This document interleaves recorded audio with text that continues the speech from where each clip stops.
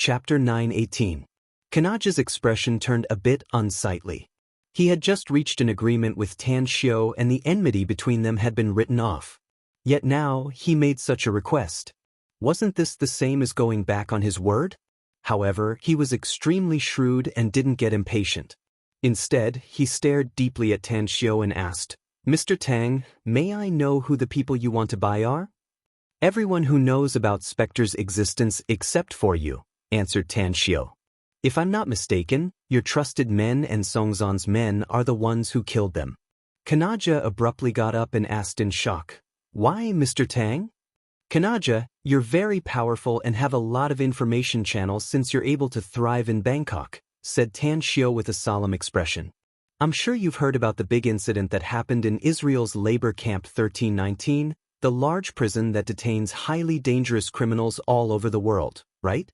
Perhaps you've already guessed that I'm the mastermind behind it." Kanaja's body trembled and he asked in shock, "Is it really you? You're a smart man, aren't you?" Tan Xiao replied indifferently, "Didn't you guess that it was me from Spectre?" "It was your friend, young Master Bai, who reminded me," said Kanaja with a forced smile. "I really didn't think about it at first.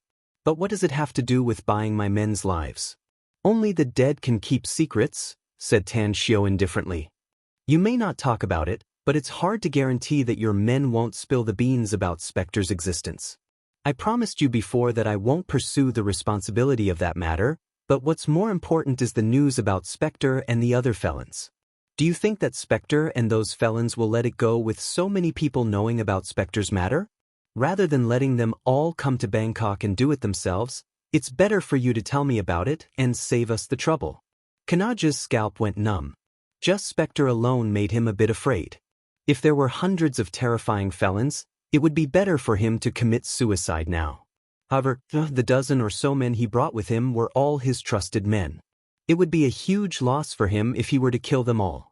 As for Songzhan and his subordinates, he didn't care much about them. Seeing Kanaja's dilemma, Tan Xiao said, "You may lose some men, but you'll gain my friendship if you agree. I think it's a good deal. You may not know this, but it won't be long before Singluan becomes the patriarch of the Dark Shaman clan. You must have some understanding of the Dark Shaman clan. This clan has a deep heritage. Singluan is my friend and we have a very good relationship. If you can win my friendship, it will be the same as winning Singluan's friendship. If you want to develop better in Tea Country in the future, I think Singluan will be of great help to you." Singluan will become the patriarch of the Dark Shaman clan? How is this possible? As far as I know, Singluan's father, the current patriarch of the Dark Shaman clan, is in good health. Singluan also has an elder brother named Singguo. Be it the current patriarch of the Dark Shaman clan or Singluan's elder brother, Singguo, they are all ants in my eyes. It's easy for me to kill them if I want to." Tan Xiao sneered. "Singluan is an ambitious young talent, and the power he controls now is not small. Since I'm his friend, it will be very easy for him to become the patriarch of the Dark Shaman clan with my help." Kanaja instantly understood Tan Xiao's meaning and Singluan's plan. He quickly calculated the pros and cons in his mind. After weighing the pros and cons, he got up and solemnly said, "Do you really want me to gain your friendship, Mr. Tang?" Tan Xiao got up and stretched out his hand. "There's a saying in Huaxia that the more friends you have, the easier it is to walk. I, Tan Xiao, may be very powerful, but I don't have any worthy friends. You're going to use your actions to gain my friendship."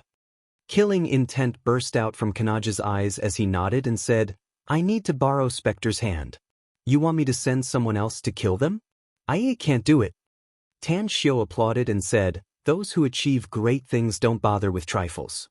You're truly worthy to be the boss of Bangkok's underground forces, Mr. Kanaja. I'm sure you'll go further in the future with stronger strength and more loyal subordinates." A raging flame ignited in Kanaja's eyes.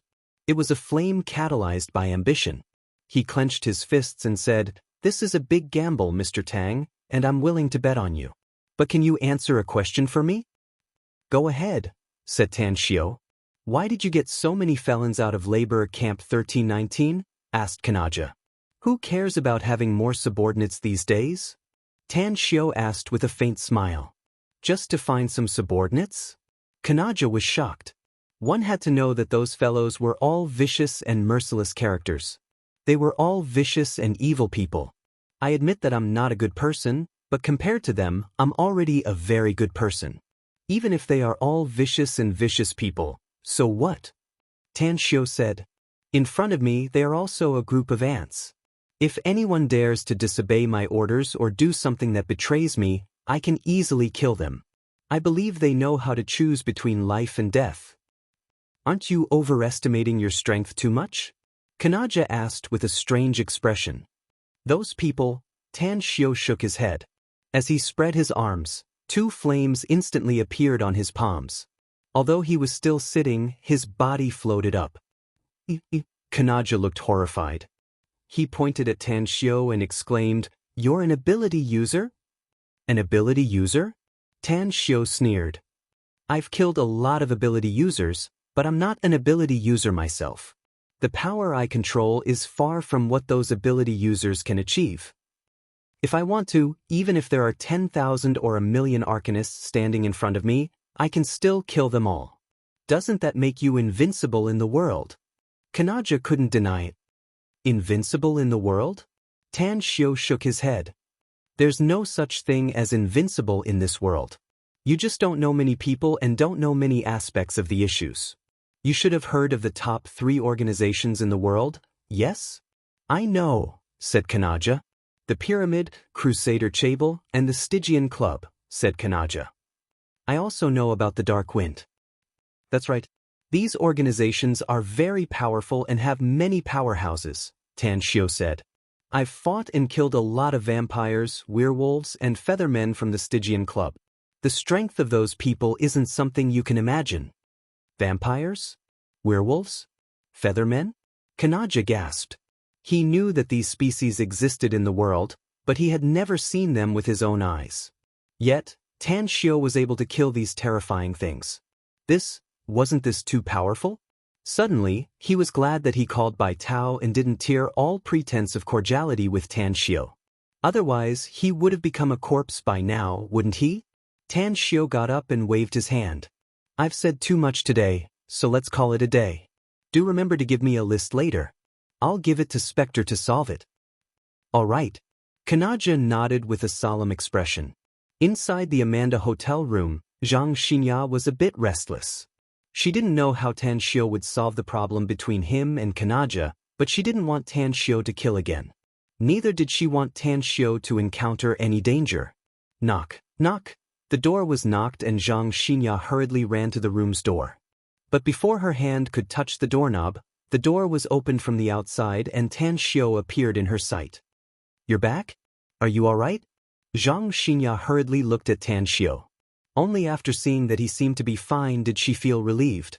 Tan Shio let out a faint smile and shook his head. After entering the room, he took out his mobile phone and dialed a cell number. After his call was connected, he said, Bai Tao, I hope you won't tell anyone else about Spectre's existence. Don't worry about it, said Bai Tao. You're too shrewd. Tan Shio sighed. You can even guess from Spectre that I'm the mastermind behind the Labor Camp 1319 incident. It seems that we'll have to meet after we go back. I'll treat you to some wine and meat to shut your mouth. Bai Tao let out a hollow laugh and curiously asked, I'm really puzzled, Tan Shio. Why did you bring out so many vicious criminals from the Labor Camp 1319? Those guys are murderers without batting an eye. Can you control them? I won't hide it from you. I'm short of men, said Tan Shio with a smile. Let me tell you one more thing. I have the absolute ability to control them. They're like little sheep under my hands. They don't dare to go west if I tell them to go east. They don't dare to go to the ground if I tell them to go to the sky. I can hardly imagine how powerful you are now, Tan Shio, said Bai Tao incredulously. All right, I'll forget about this matter soon and never think about it again. Then it's settled. I'll treat you and Chu Yi to a drink after we go back, said Tan Shio with a smile. I never thought that Chu Yi would become your cousin. Bai Tao chuckled. You two are relatives now, so you can't bully me together. That's hard to say, said Tan Shio with a smile. Shameless, cursed Bai Tao with a smile. Afterward, The two men chatted for a while and then hung up the phone. Tan Xiu looked at Zhang Xinya and smilingly said, "I'll accompany you out for a day tomorrow, and I'll send someone to send you back to China the day after tomorrow. I still have something important to do in Tea Country, so I must stay here for some time." "It won't be dangerous, will it?" asked Zhang Xinya with concern. "I told you, there won't be any danger," said Tan Xiu with a smile. "Even the biggest underground force in Bangkok, Kanaja, has to be respectful in front of me. Who else do you think can bring danger to me?" Chapter 9:19. Tan Xiu accepted Zhang Xinyan not because he indulged his feelings, but because it was difficult to get rid of a beauty's kindness. Even in his previous life, when he was unstoppable in the immortal world, his heart was already full of softness. He used to be an idealist, thinking that if he only loved one in his life, he would be able to love her until the end of time. But the final result was that his dream was extinguished. Of course, starting over, the heavenly art of cosmic genesis he chose to cultivate was the top cultivation method in the demon world, and his character was unknowingly influenced. The self-restraint he once had turned into doing whatever he wanted. People live only one life, and I am free and unfettered. If he wanted to cultivate the heavenly art of cosmic genesis to the highest realm, he had to live to his heart's content. If he wanted to, and if he did, he wanted to. Tan Xiu looked at Zhang Xinya's slightly worried expression in front of him, and his heart was filled with warmth. He was willing to treat those who were sincere to him sincerely. After gently hugging Zhang Xinya in his arms, Tan Xiu smiled and said, "I always have a sense of propriety. When I encounter danger, I will fight if I can win, and if I can't win, I will run away. As long as there's life, there's hope. Therefore, the person who can kill me has not been born yet." Zhang Xinya nodded gently. Although she had obtained Tan Xiu's approval and became Tan Xiu's woman as she wished, she absolutely did not want to become a burden to Tan Xiu. She would not affect his work. Sacrifice. That was the most correct way. As a smart girl, she was very clear that it was enough for Tan Xiu to silently support him and love him. After all, to be his woman was a happy thing in itself. That night, Zhang Xinya gave up being reserved, shed her mysteriousness, and completely immersed herself in the movement of love. Although she had just lost her virginity, she still courageously catered to it and completely became Tan Xiu's woman. However, for her first time, the end result was that when she woke up the next day with a face full of shyness, her lower body was burning with pain. "Go play." Zhang Xinya looked forward to falling in love with ordinary girls, going shopping, and enjoying the world of the two of them. Therefore, she endured the faint pain and followed Tan Xiu out of the hotel. There were many scenic spots in Bangkok. The two of them visited many places, ate a lot of delicious food, and bought a lot of things. The sweetness made countless men and women jealous. Of course, because of Zhang Xinya's identity as a celebrity, the two tried to keep a low profile and put on simple disguises. Near Chao Phraya River, on the side of the wide road, there were many people gathered. More than half of them were wearing little red hats from the travel agency and holding little red flags. They were enjoying the magic show, and from time to time, they would exclaim in admiration, "Amazing!" Although Zhang Xinya knew that magic was just a smokescreen, when she saw the thin man with a scar on his left eyebrow holding a flame in his hand, he even grabbed a snow-white pigeon out of the flame. Tan Xiu scanned with his spiritual sense and saw through the middle-aged magician's means. He shook his head and smiled. "It's just a small trick. With some special tools, you can play tricks in front of ordinary people. If you want to see a magic show, I'll show it to you when we get back." "You can also perform magic?" Zhang Xinya was surprised. "My means are much better than magic." Tan Xiu smiled. "This kind of show using props can only deceive ordinary people. It's impossible to deceive an expert." "Bullshit." A girl standing next to them couldn't help but roll her eyes. Her name was Li Yan, and she came from China with a tour group. The magician's performance was wonderful and had completely conquered her. Just as she was admiring him, she heard some people talking in Mandarin nearby and couldn't help but despise them. The young man standing next to Li Yan Yusu patted her shoulder and smilingly said, There are all kinds of birds in a big forest. It's not surprising that we have more than 1 billion people in China. This guy is actually quite amazing. After all, he's bragging to a foreign country. Tan Xiao couldn't help but burst into laughter when he saw the man and woman teasing him. The woman even showed a contemptuous look. Zhang Xinya, on the other hand, was unhappy when she heard that someone was looking down on Tan Xiao and argued, "Who are you calling a braggart? My boyfriend has always been a man of his word. He won't talk nonsense if he's not sure about something." Li Yan vaguely felt that Zhang Xinya looked familiar, but she couldn't recognize her due to the sun hat and big black sunglasses that covered most of her face.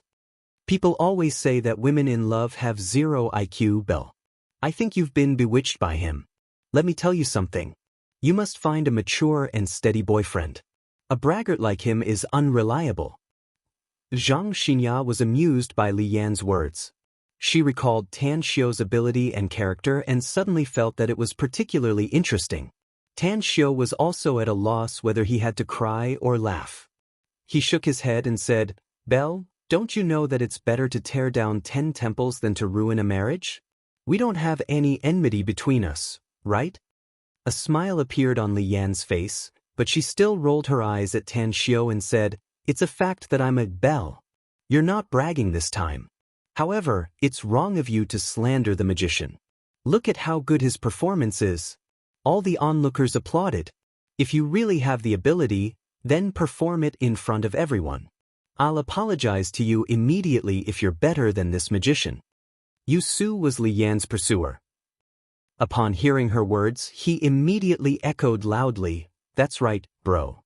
If you're better than this magician, I'll immediately apologize to you on behalf of Li Yan." "It doesn't matter if I apologize or not."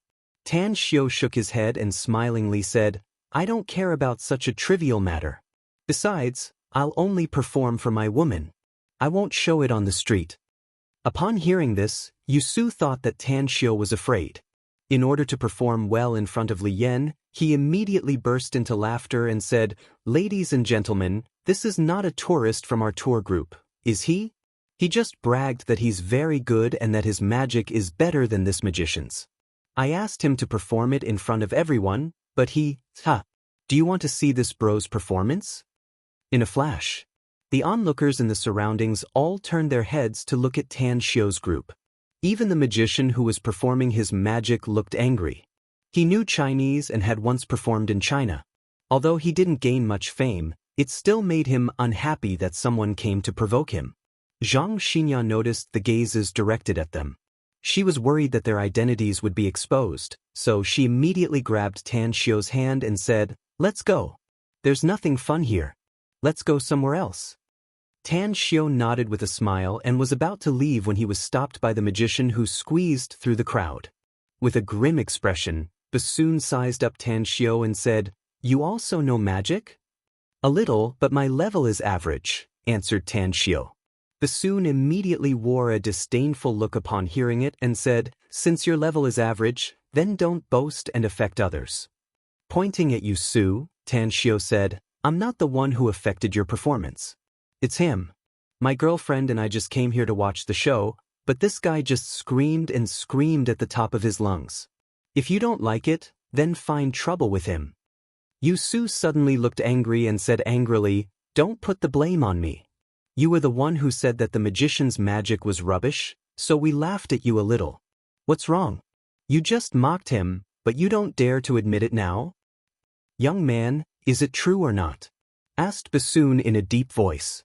"Did you say that my magic is trash?" Tan Xiao looked at the hostile looks on their faces and suddenly felt helpless. He wouldn't have said anything if he knew that he would cause such trouble. He looked at Zhang Xinya and asked, "Do you really want to see me perform magic?" Zhang Xinya hesitated and said, "I do, but don't do it here. I don't like this guy who betrays his compatriots and causes trouble." Li Yan shouted with dissatisfaction, "What nonsense are you talking about? What's wrong with my friend? What do you mean by betraying your compatriots? What do you mean by causing trouble? You're obviously the one who belittled this magician and made our Chinese lose face, yet you don't want us to say anything. If you have the ability, then let him perform for everyone to see." Tan Xiu raised his brows and said, "You two are really meddling in other people's business and asking to be slapped in the face. I'll fulfill your wish. I hope you can learn a lesson this time and don't cause trouble or provoke others in the future." After saying that, he looked around and loudly said, "Everyone, since they want to see me perform magic, then please step back, lest I affect you when I perform." Immediately, dozens of onlookers stepped back. Even the tea people who couldn't understand Mandarin retreated a few meters with everyone. Tan Xiu looked at Bassoon and sneered, "I just said that your magic performance is very low level. Now, I'll let you broaden your horizons. Let's see what kind of magic can be called real magic." Tan Xiu gently spread his arms and blew on his right hand. Suddenly, a small flame appeared in Tan Xiu's palm and swayed with the wind. Tan Xiu gently blew on his left hand and a small flame appeared in Tan Xiu's palm. "Everyone, I can change the appearance of this flame at will. Tell me what kind of flame you want to see, and I'll show it to you." Among the onlookers, a teenage girl loudly said, "Can you turn the flame into a white pigeon? Like that magician just now?" "How easy is it to turn into a white pigeon?" Tan Xiu smiled. "I'll turn a flaming pigeon for you and make it dance around you." After saying that, Tan Xiu controlled the flame and quickly turned it into a pigeon. He then gently waved his hand and the two flaming pigeons grew bigger. 2 seconds later, they were as big as a normal pigeon. Chapter 920. The two flame pigeons spread their wings and flew up from Tan Xiu's palm. They then flew around the girl and started dancing. The intense heat forced the people around the girl to take a few steps back, including her parents. Only the girl didn't feel the scorching heat. Amazing! The girl covered her mouth with her hand as her eyes glittered. She noticed that there were many flames fluttering around the two flame pigeons, making them look like fairies. The surrounding onlookers were also shocked. They didn't see Tan Xiu using any props. He just raised his hands and summoned the flame pigeons. Amazing! He really knows magic. He's not bragging. He's really amazing. What beautiful flame pigeons! They can even fly. Li Yan and Yusu's eyes turned wide as they watched the two flaming pigeons fluttering in the air with incredulity. Never once did they imagine that Tan Xiu could really perform magic and conjure flaming pigeons without using any props. How did he do it? The two of them had the same question in their minds. Bassoon also had the same question. At this moment, he was shocked since he didn't see Tan Xiu's props. This young man, did he really come here to play? He came prepared in advance and came here to pick a fight. A faint smile appeared on Tan Xiu's face as two groups of azure water appeared under his feet. Gradually, the two groups of water propped his body up and floated up until his feet were about a meter above the ground. Shortly after, he raised his finger, causing Zhang Xinya to cry out in surprise. She was also lifted by the two azure lights and gently embraced by Tan Xiu. "Are you afraid?" asked Tan Xiu with a smile. Zhang Xinya looked at her feet and found that they weren't too high. She secretly felt relieved and shook her head. "No, I'm not." "Since you're not afraid, why don't we dance?" Tan Xiu smiled. Zhang Xinya asked, "What dance?" Tan Xiu had never danced before, but he had seen a lot of dancers. So he directly led Zhang Xinya to dance according to the dance posture and steps in his memory. Zhang Xinya's movements were very beautiful. With Tan Xiu's deliberate cooperation, the two of them danced smoothly and naturally, giving people a breathtaking sense of beauty. Very soon, countless colorful flame pigeons appeared out of thin air around the two of them. These flame pigeons constantly changed their formation, creating a gorgeous scene in the sky for the two of them. Looking at the scene in the sky in shock, Bassoon's heart throbbed. At this moment, his eyes became exceptionally bright, and could even be described as resplendent. Shocking! Unbelievable! These emotions surged in his heart. Li Yan and Yusu were dumbfounded as they stared at Tan Xiu and Zhang Xinya dancing in the air. If they hadn't seen it with their own eyes, they would have thought that they were dreaming. Around them, the number of onlookers kept increasing. In just half a minute, there were already 200 to 300 people surrounding them, looking at the scene in the sky in shock. Many of them were discussing in shock. Heavens! It's unbelievable. This kind of scene can only be seen on TV, right?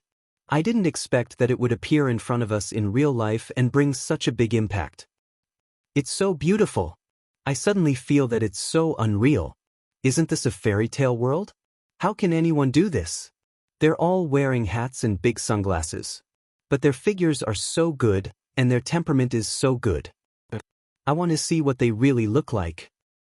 Is this still a magic trick? How can there be such a magic trick?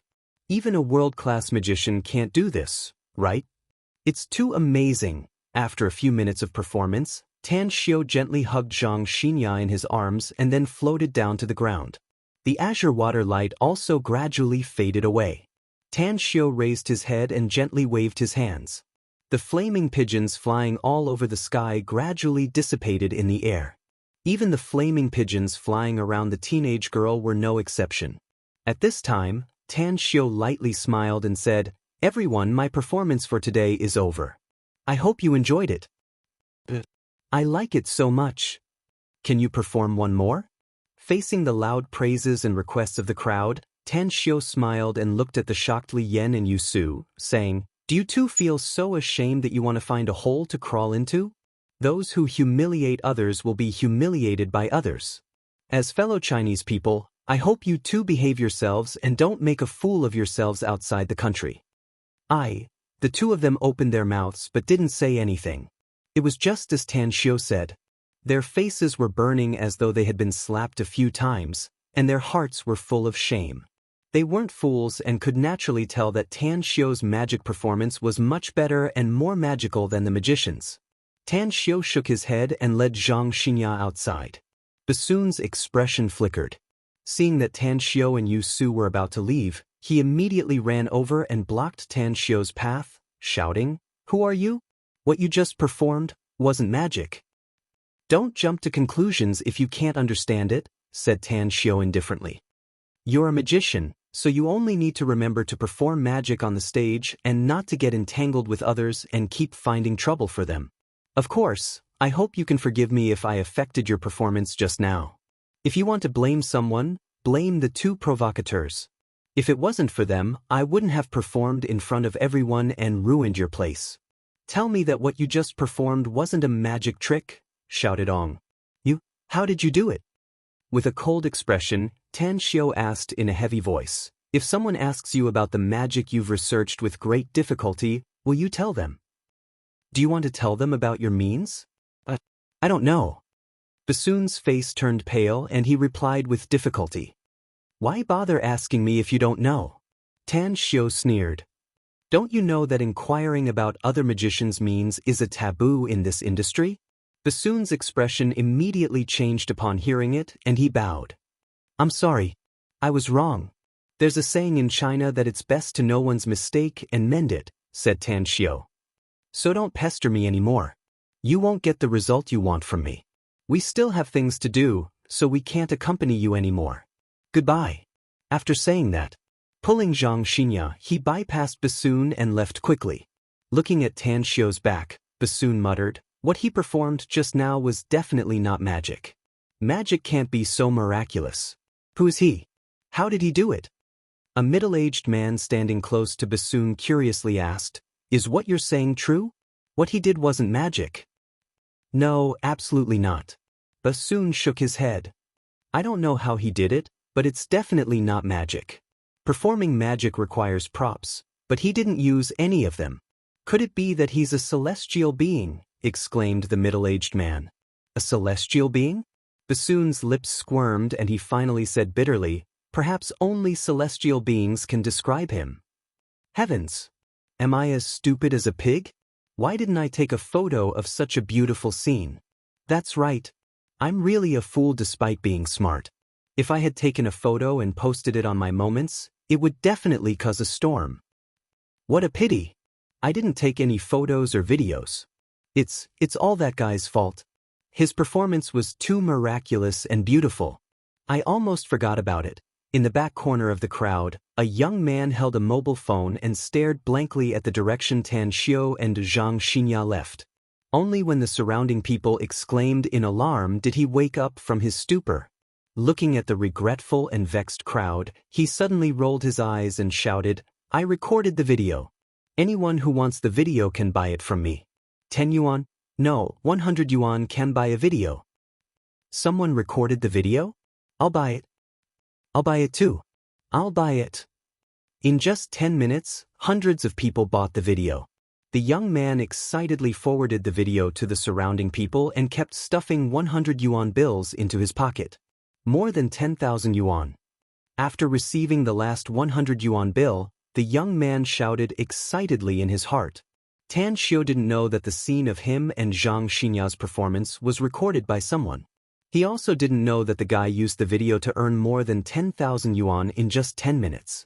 After he and Zhang Xinya left, they didn't go far but went to a nearby shopping mall. World-famous brand. Buy. Ordinary items. Buy. Both of them were in a surprisingly good mood. Even though Tan Xiu didn't like to spend money recklessly, he still accompanied Zhang Xinya to spend money like water. Of course, the items in the shopping mall were different in different floors. Only when the two of them entered the food city did they stop spending money. Back at the hotel, Zhang Xinya was exhausted, while Tang Xiu also faintly felt a sense of weariness. However, as Zhang Xinya slumped on the sofa, he continued to massage Zhang Xinya with his skillful technique, making her fatigue gradually disappear. "Tan Xiu, you're amazing." Zhang Xinya enjoyed the comfort of her body and softly said. Tan Xiu let out a faint smile and asked, "Which aspect are you referring to?" "Everything," Zhang Xinya said in a daze. Tan Xiu stopped massaging her and picked her up from the sofa. He strode to the bedroom and laughed. "Actually, men are most satisfied with the aspect that women say is amazing. It's the activity that we're about to start. Don't worry. I'll do my best to serve you and make you." Chapter 9:21. As the first ray of sunlight rose from the east in the morning, Tang Xiu woke up from his sleep and looked at Zhang Xinya, who was still sleeping soundly with a rosy complexion. He reached out to grab the mobile phone on the bedside table and saw that there were dozens of missed calls. "Long Zhengyu?" Tan Xiu slightly furrowed his brows and put on his clothes in confusion.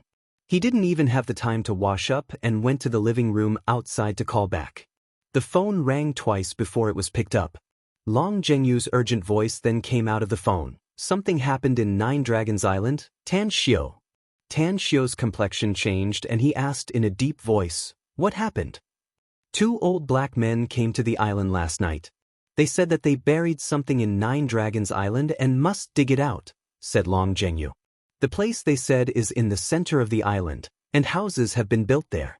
Now, there are already houses built there. If they dig, they will definitely tear down the houses that have been built." "Who are they?" asked Tan Xiu. "I don't know their identity, but they are very terrifying," said Long Zhengyu. "There are a lot of guards on Nine Dragons Island, and many of them are experts. But in the conflict last night, those two old black men injured dozens of guards.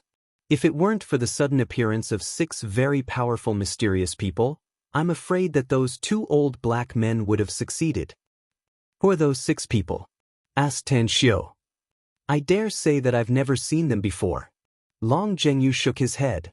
"Those 6 people seem to be only 17 or 18 years old and look very young, but they are very powerful, to the point that they can be called powerful. Let me put it this way. Even if they can't summon the wind and summon the rain, the magical magic they use is still very shocking." "Cultivators?" Tan Xiu's complexion changed and he asked in a deep voice, "What's the situation over there now?" "Those 2 old black men and those 6 kids are confronting each other," said Long Zhengyu with a forced smile. "They seem to be on the same level and can't do anything to each other." "I'll be there tonight at the latest," said Tan Xiu in a deep voice. "Remember, pay attention to safety, try not to conflict with them. But we definitely can't let them demolish the houses we've already built. Zhengyu, think of a way to delay them and wait for me to arrive." "All right." Long Zhengyu agreed. Tan Xiu took a deep breath. After hanging up the phone, he dialed Mo Ao's number and learned that he, Jin Shi, Xue Sha, and He Xiong had appeared in Tea Country and were expected to arrive here in a few hours. Therefore, Tan Xiao immediately told Mo Ao that the four of them should immediately rush to Saipan and meet up there. Nine Dragons Island. In the future, it was an important place for Tan Xiao to cultivate. In order to rebuild it, he had spent too much money. Just for the early stage of the renovation, he had already spent 20 billion. In addition, he needed to put in a large amount of jade stones and set up a super formation. Now that something had happened over there, he had to rush over and solve it. He couldn't guess the identity of the black old man, but he had a faint feeling that those 17 to 18-year-old teenagers were definitely cultivators. According to the number of guards and experts he had sent to Nine Dragons Island, aside from Wolfhead and the other special forces, there were also Mo Aon and dozens of experts from the Everlasting Feast Hall. The other party is very strong. Tan Xiao woke up the sleeping Zhang Xinya and looked at her sleepy appearance. Although he couldn't bear to see her like this, he still said, "Xinya, I can't send someone to send you back to China for the time being. Take a bath and leave Bangkok with me. I'll take you to a place." Zhang Xinya's spirit shook and she happily asked, "You won't send me back to China? That's great. Where are we going?" "We'll go to Saipan first and then to Nine Dragons Island," said Tan Xiao. "Where's Nine Dragons Island?" Zhang Xinya was confused. "It's an island I bought in the Pacific Ocean," said Tan Xiao. "It's also our future base camp. Something happened there and I must rush there to solve it."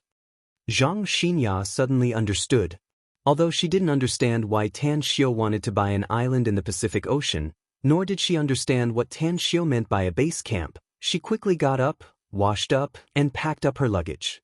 10 minutes later, as the two of them walked out of the hotel room, Tan Xiao saw Spectre, Gu Tao, and Zhang Ju waiting outside. Aside from the three of them, Xingluan was also there. "You're awake, Mr. Tang?" said Xingluan hurriedly. "I have something important to deal with and must leave T country immediately," said Tan Xiao.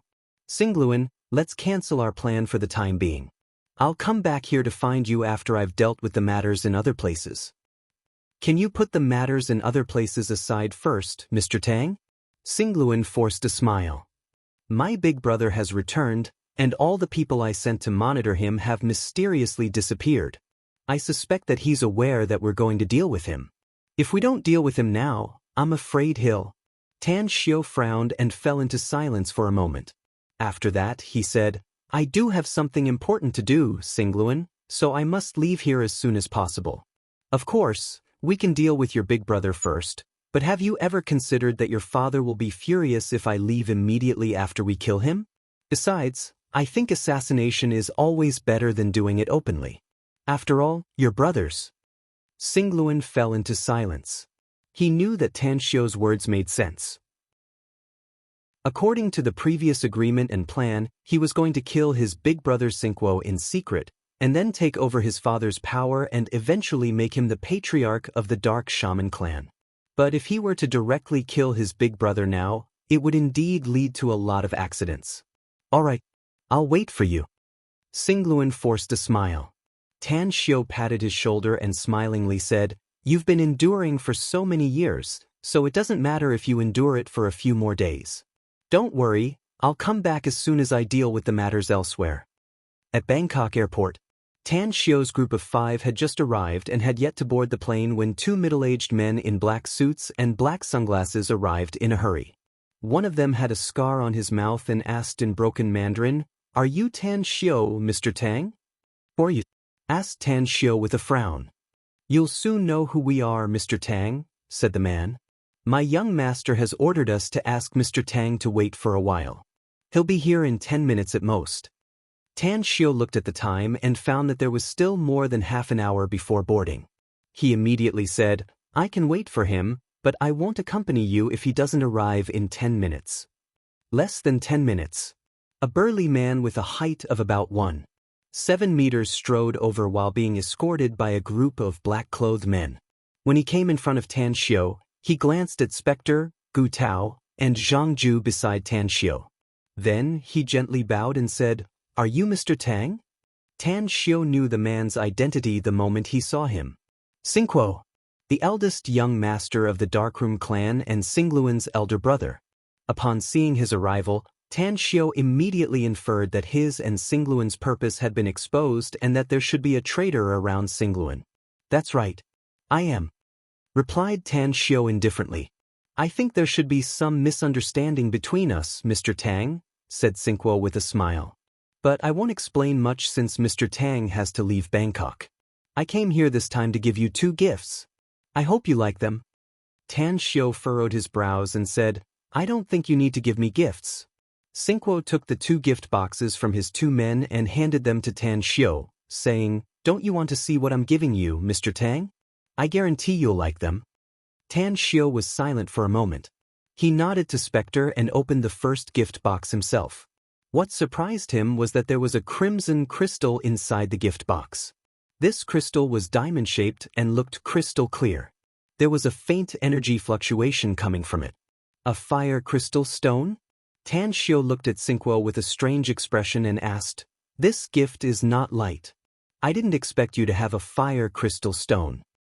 It turns out that Mr. Tang knows this precious ore, said Singguo with a faint smile. But I don't think this fire crystal stone is as attractive as the other gift to you. Tan Xiao personally opened the second gift box. His expression slightly changed when he saw the item inside. He looked up and shot a deep look at Singguo. A meaningful expression suddenly appeared on his face as he said, Actually, even if you didn't come here today and didn't give me these 2 things, it wouldn't have taken me long to get them. If I remember correctly, Mr. Tang, there's an old saying in Huaxia that it's better to squash enmity than to keep it alive. There's no enmity between us. You just want to get the jade carvings, so I hope you can give up your cooperation with my brother. Tan Xiao took out the crimson jade pig from the gift box and asked, There should be a traitor around Singluan, right? My father deliberately trained me to be the heir of the family when I was very young, said Singguo with a smile. I haven't let him down for so many years. Even if I'm not very outstanding, I'm still qualified to be the heir of the Dark Shaman clan. Also, my brother doesn't know that I've actually controlled more than half of the clan's power. It was my father who gave me the authority in a low-key manner. Why did you send the Zodiac Jade carvings directly to me since you have so much power under your control? Asked Tan Xiao. Also, I only have these people around me. Don't you want to play with me in another way? No. I don't want to be your enemy. Singguo shook his head. My Dark Shaman clan's motto is that we must never provoke others unless they provoke us. If others provoke us, we'll try our best to resolve the conflict and strive to become friends with them. Tan Xiao looked at Singguo, who was neither servile nor overbearing. He suddenly smiled and said, I admit that you're better than your brother. Chapter 922. Singguo didn't know much about Tan Xiao, but he had investigated some of the things Tan Xiao had done in the past through various channels. What made him particularly wary was Tan Xiao's background, the Tang family in Huaxia's imperial capital. According to the intelligence, the Amur tiger of China should have been killed by Tan Xiao. Singguo knew the Amur tiger and had visited him before. Although the Amur tiger was not a match for his extremely powerful subordinates, he was still not to be underestimated. Therefore, after figuring out that Tan Xiao's purpose was the Zodiac Jade carvings, he didn't hesitate to take out the Jade pig and offered another precious ore he collected, intending to turn hostility into friendship. But what? Asked Singguo while looking at Tan Xiao with a smile still on his face. It's just that I'm bound to keep my promise, said Tan Xiao indifferently. You can immediately attack me now that you have the advantage in numbers. Else, you'll still be dead by the time I come back after dealing with the other matters. Singguo's expression turned a bit solemn and the smile on his face disappeared. He shot a deep look at Tan Xiao and asked, You really can't resolve it? Even if I give you the jade pig you want? Even if I give you a precious ore I've kept for many years as a gift? Tan Xiao pondered for a moment and slowly said, I'll accept the jade pig and the fire crystal stone. Consider it as giving you some time to prepare. The Dark Shaman clan has 2 heirs, and I only want to see one of them when I come back. As for who it is, I don't care. Singguo's expression shifted and he asked, Can we get along peacefully in the future if you see me? That's right. Tan Xiao nodded and said again, Not only will we get along peacefully, but we can also cooperate in some aspects. Cooperation? Xingguo sneered inwardly. He didn't know all the details about Tan Xiu, so he would never ask a tiger for its skin. Now, he finally realized that the reason why Tan Xiu agreed to help his idiot younger brother was probably because he promised Tan Xiu some conditions that would harm his own interests. Perhaps, this condition would cause the Dark Shaman clan to suffer heavy losses. 10 minutes later, after sitting in the first-class cabin, Tan Xiu immediately took out his mobile phone and dialed a cell number. After the call was connected, he said, "Xiao Xue, immediately send 20 Foundation establishment experts to Bangkok in T country to find Xingluan and ensure his safety. Also, if Light and Dark have nothing else to do, let them lead the team over." "Yes, Grandmaster," Gu Xiaoxue replied. Tan Xiu thought for a moment and said, "Tell Light and Dark to bring 50 essence amassing pills with them and give them to Xingluan in advance." Moreover, he was racing against time to improve the strength of his subordinates. Also, there is a traitor around Xingluan. The traitor is definitely someone close to Xingluan. Tell him to find and kill him. "Yes, I will instruct you." The call ended. After Tan Xiu put his phone into his spatial ring, a cold glint flashed across his eyes. He had to admit that Xingguo was more outstanding than Xingluan. However, Xingguo was too scheming and he didn't like dealing with such a person. If he wanted to get the Dark Shaman clan's demon stones in the future and gradually control the clan, Xingluan would be the best candidate. Therefore, Xingguo must die. It would be best if his father, the current patriarch of the Dark Shaman clan, also died. At that time, he would be able to control Xingluan more easily. Outside the airport, Xingguo got into a limousine. As the car started, he immediately spoke to his confidant next to him. Use the connections in China to thoroughly investigate that surnamed Tang. Also, help me contact the Darkwind's intelligence chief in China to buy information on Tan Xiu. Understood. The middle-aged man with a goatee and braided hair complied and immediately made several calls. However, his face turned a bit gloomy after he hung up the last call. He shook his head and said, "I just contacted the Darkwind's intelligence chief in China, young master. I got some bad news." "What news?" asked Xingguo in a deep voice. "The man told me that there's a lot of information on that Tan Xiu, but there's nothing substantial about him," said the goatee. "What others can investigate, the Dark Wind can also investigate. What others can't, they can't investigate much. Also, he told me that there seems to be a lot of terrifying people around that Tang guy. The Dark Wind organization has lost dozens of elite intelligence agents in order to investigate his background, yet they still haven't found any of his core secrets." Xingguo's expression slightly changed. He knew the Dark Wind very well. It was the world's largest intelligence organization and definitely an existence that could penetrate every nook and cranny. If they wanted to, they could even investigate the color of the underwear worn by the M country's president. But why couldn't they find the most important information about Tan Xiu? There were two possibilities. First, Tan Xiu had a very powerful person with a strong anti-detection ability. Even though Tan Xiu had no other cards in his hand, the Darkwind's investigation was fruitless.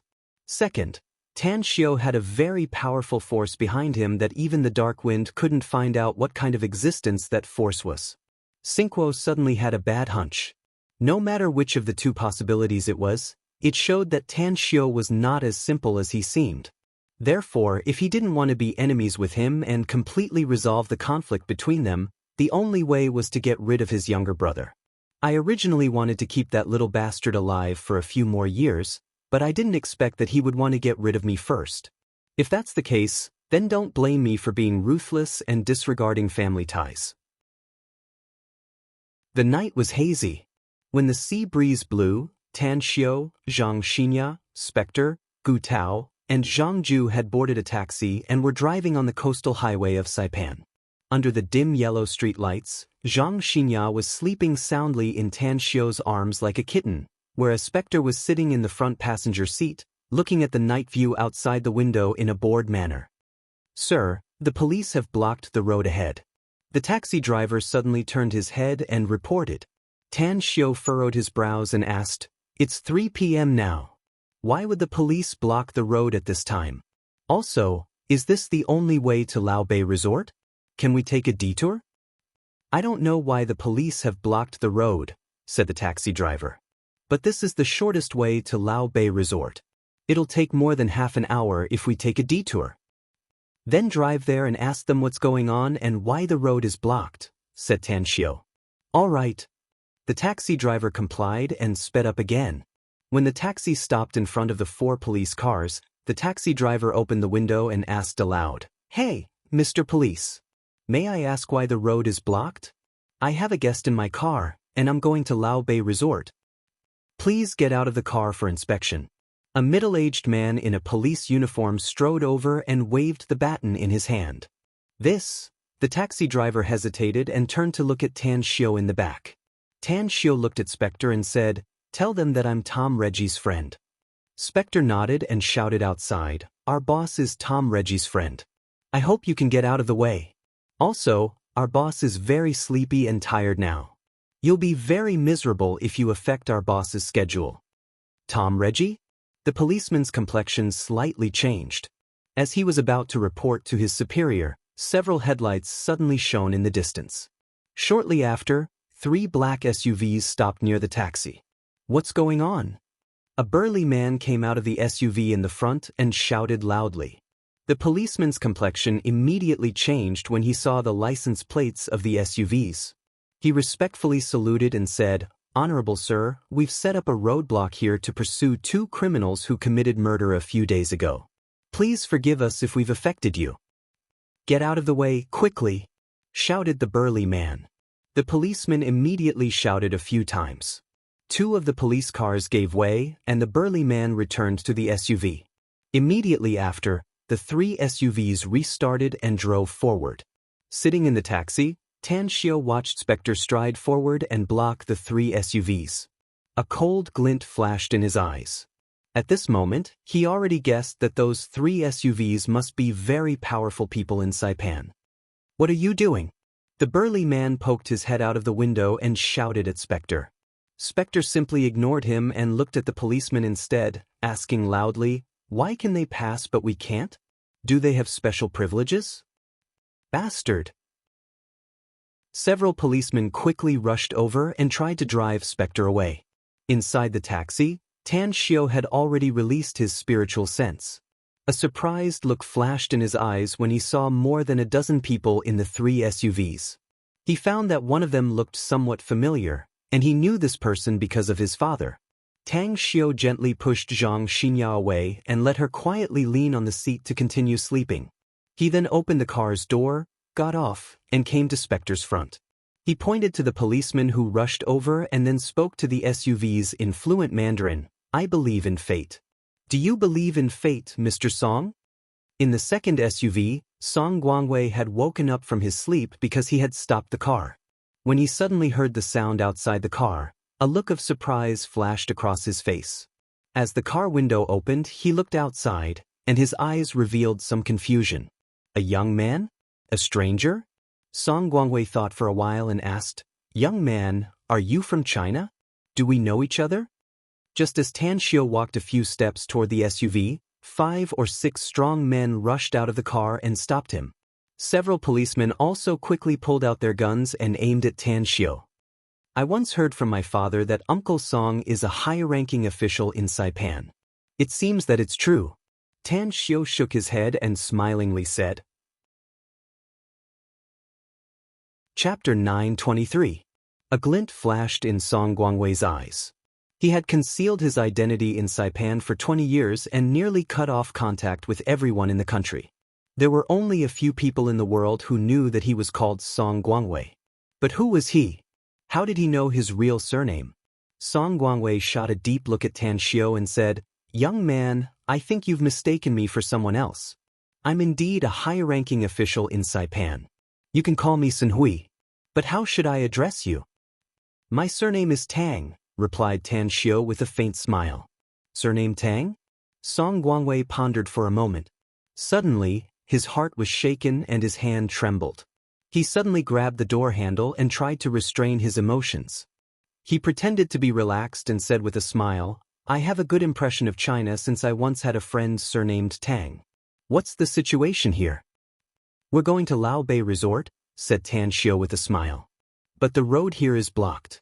Uncle Song, can you do us a favor and ask these policemen to make an exception? Song Guangwei squinted his eyes and carefully observed Tan Xiu. Then he looked at the policeman and said, "It's fate that I met them. Please make an exception and let them pass." Yes. The policeman hurriedly nodded and complied. Song Guangwei rolled up the window, but his eyes were always on Tan Xiu. After the SUV left, he ordered, "Stop the car 2 kilometers ahead and wait for the taxi behind." Affirmative. A few minutes later, the taxi drove fast. Spectre on the front seat turned her head and whispered, "Boss, the SUVs we just met are parked in front." "Go there and park the car," said Tan Xiu. The taxi driver curiously turned his head to look at Tan Xiu. He nodded and drove the car over. Just as Tan Xiu got off the car, a middle-aged man walked over and said, "Mr. Tang, the general wants to see you." "The general?" Tan Xiu nodded without a word and walked towards Song Guangwei, who was standing not far away from him. "Uncle Song." Song Guangwei turned around and looked at Tan Xiu again. Then he silently nodded and said, "If my guess is correct, you should have seen through my true identity. However, there are no more than 5 people who know my true identity in this world." Tan Xiu smiled and said, "Including a friend with the surname Tang?" Song Guangwei said in a deep voice, "That's right. We are sworn brothers who have gone through life and death together." "Uncle Song, my father is Tang Yunda," said Tan Xiu with a smile. "I met Uncle Chen on Hu not long ago in Macau. You should know both of them." Song Guangwei shuddered and hurriedly said, "What did you say? Big brother Yunda was still alive? Where is he? Are you really his son? My father didn't contact you?" Tan Xiu was confused. Song Guangwei shook his head. Tan Xiu said, "It shouldn't be. More than half a year has passed since my father woke up. Logically speaking, he should have contacted you." "How could he?" Song Guangwei was silent for a while before he forced a smile and said, "I understand." "What do you understand?" asked Tan Xiu. "Your father should have told you that we 3 brothers have a very strong enemy, right?" Song Guangwei said.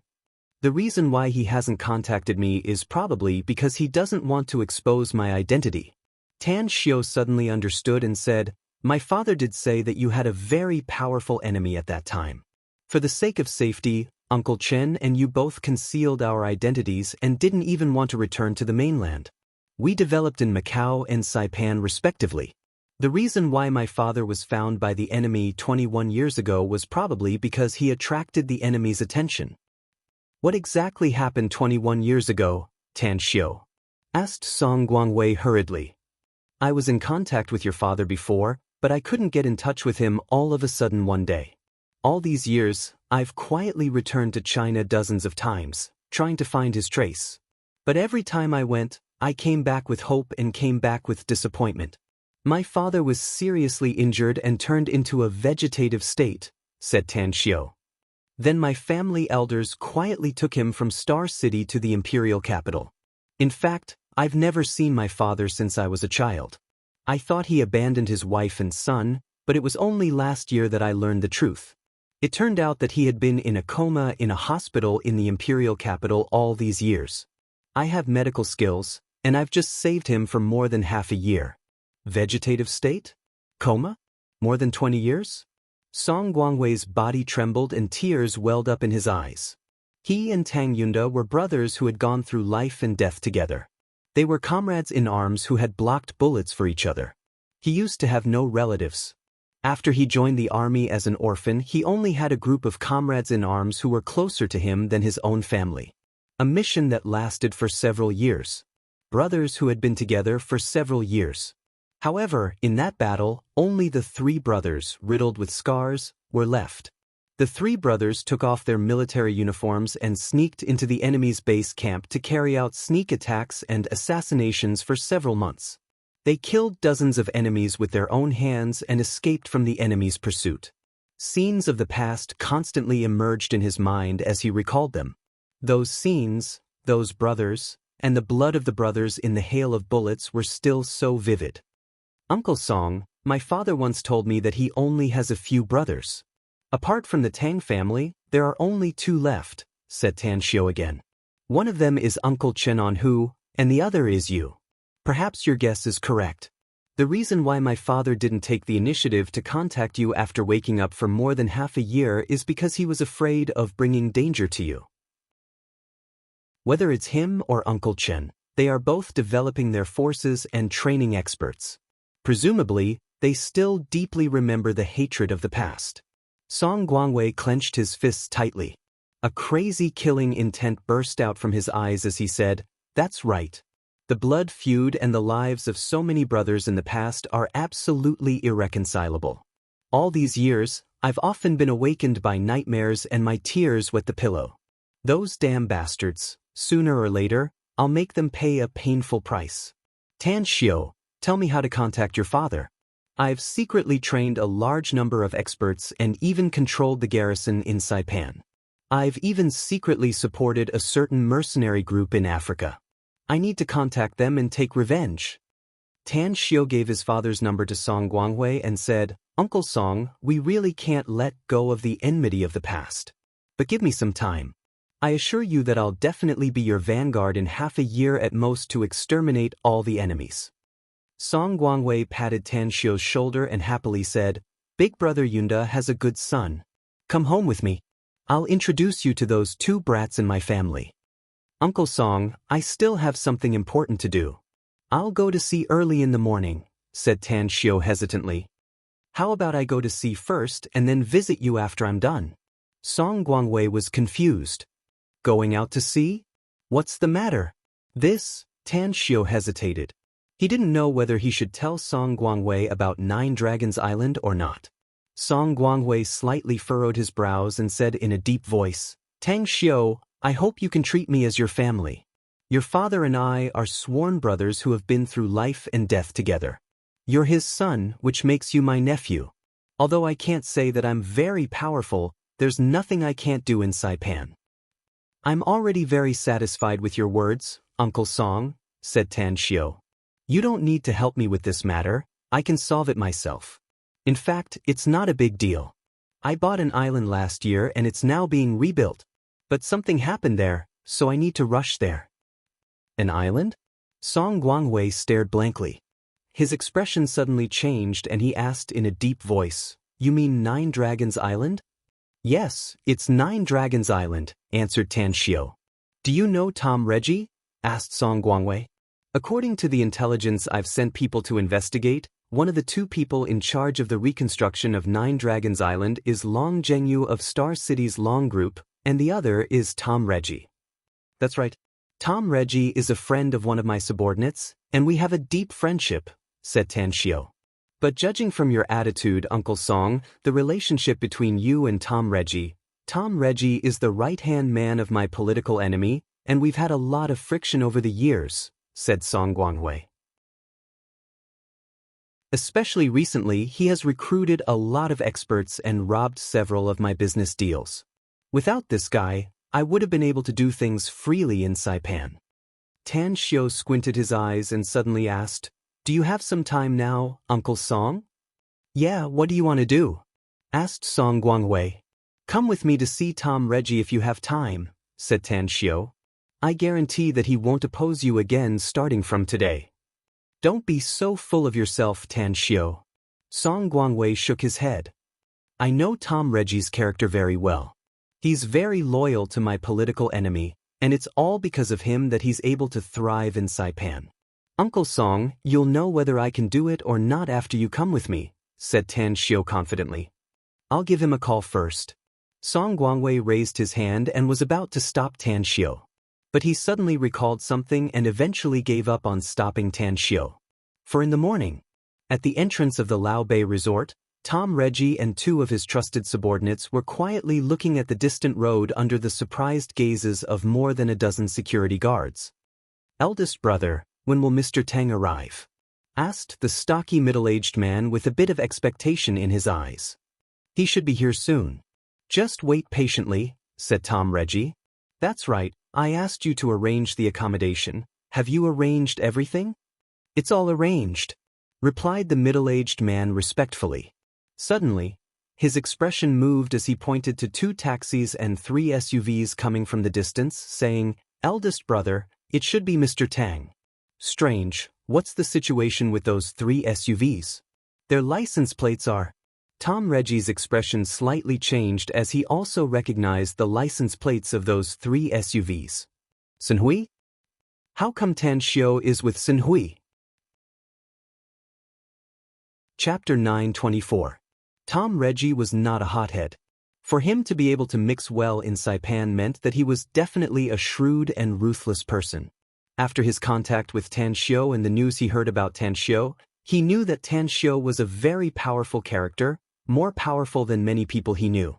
But how could this guy whom he regarded as a friend be together with his enemy? Judging from their appearance, they seemed to be very close. "Mr. Tang." Tom Reggie suppressed the confusion and worry in his heart as he greeted Tan Xiao with open arms and gave him a big hug.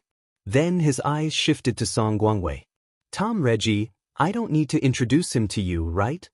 Tan Xiao said with a faint smile. "You're all in Saipan, so I believe you're familiar with each other." Tom Reggie's expression was a bit strange as he nodded and said, "General Sun Hui, the number 2 big shot in Saipan. I didn't expect that he would come to my resort, much less with you, Mr. Tang." "He's not an outsider, Tom Reggie." Tan Xiao waved his hand and said, "We have a deep relationship.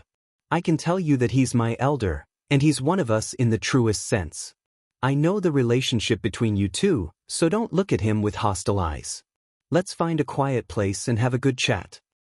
"I have a lot to talk to you, Mr. Tang." Tom Reggie shook his head and said, "But there's nothing to talk about with him. I'm Mr. Dawes's man. It will have a bad influence on me if I get in touch with him late at night. I hope you can understand that." Upon seeing Tom Reggie's attitude, Song Guanghui secretly lowered his evaluation of Tan Xiao. He originally thought that Tang Xiao was a talented young man, just like his father who was once amazing. He didn't expect that Tang Xiao's thoughts were so simple that he even wanted to associate him with Tom Reggie. However, for the sake of his sworn brother, Tang Yunda, he barely held back his dissatisfaction and quietly waited for Tan Xiao's next move. "Tom Reggie, I just told you that I understand the problem between you two," said Tan Xiao. "The reason why I want to talk to you is because I have a purpose. Believe me, I won't harm you." Tom Reggie hesitated for a moment before he shook his head and said, "Mr. Tang, you're On's boss, my partner and friend. I naturally trust you. But I don't trust him, so I can't agree." The black-capped specter suddenly took a step forward and sneered, "No one in this world can refuse my boss's request, let alone a rookie like you. I'll give you 2 choices. First, prepare a place and have a good chat with my boss. Second, I'll kill you right now and replace you with your trusted subordinates. Little rookie, I hope you won't waste my energy." Tom Reggie couldn't clearly see Spectre's face, but he was filled with anger inside as he said in a deep voice, "I'm talking to your boss. What qualifications do you have to interrupt?" Spectre slowly raised the brim of his cap. When his whole face appeared in Tom Reggie's line of sight, he looked at his suddenly changed expression and sneered, "Little rookie, if it wasn't because your heart's position is different from an ordinary person's, I'm afraid you wouldn't have the qualifications to stand here and talk to my boss, right?" Tom Reggie was greatly shaken. He staggered back a few steps and pointed at Spectre with a fearful face, shouting, "You? How come it's you? Are you? I'll kill you if you dare to say another word," said Spectre coldly. Tom Reggie was as though he was facing a formidable enemy. His eyes were flustered, his heart twitched, and his mood was extremely tense. Although he was once an executioner who had killed countless people, there were still some people in this world who could make him fearful. And the one in front of him was one of them. Subconsciously, he raised his hand and touched the position of his heart. There was a scar there, and the person who left this scar was none other than Spectre in front of him. Tan Xiao squinted his eyes and asked in surprise, "Do you know each other?" Spectre licked his lips and let out a hollow laugh. "He used to be a subordinate of one of my targets, boss. He's also a capable general of that target. It's a pity that this little rookie is nothing but trash in my eyes. I didn't look for trouble with him after I learned that he was still alive because he wasn't my target at that time." Didn't you say that only a few people in this world can recognize you? Tan Xiu frowned. How long have you been with me? How come so many people can recognize you? I assure you, boss, said Spectre hurriedly. There's absolutely no third person. Tan Xiu snorted coldly. He looked at Tom Reggie and said, I don't want to repeat myself for the third time. He's my elder, and he's also one of us. No problem if you choose to refuse. But you must think clearly about the consequences, because the enemy you'll have to face may be me. Tom Reggie's throat turned dry. His eyes moved from Spectre's face to Tan Xiu with difficulty. He bitterly nodded and said, I'll arrange it right away. But can you tell me how he's also your subordinate? I can't figure it out.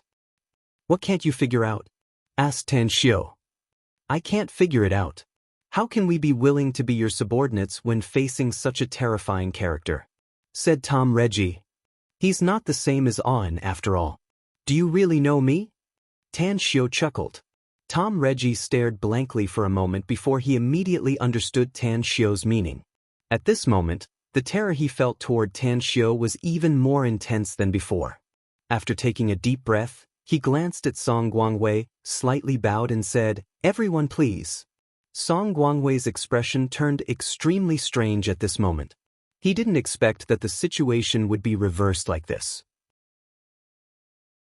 Just one of Tan Xiu's subordinates stood up and said a few words, yet it was enough to make Tom Reggie so terrified that even his attitude took a 180-degree turn. Who's Tan Xiu's subordinate?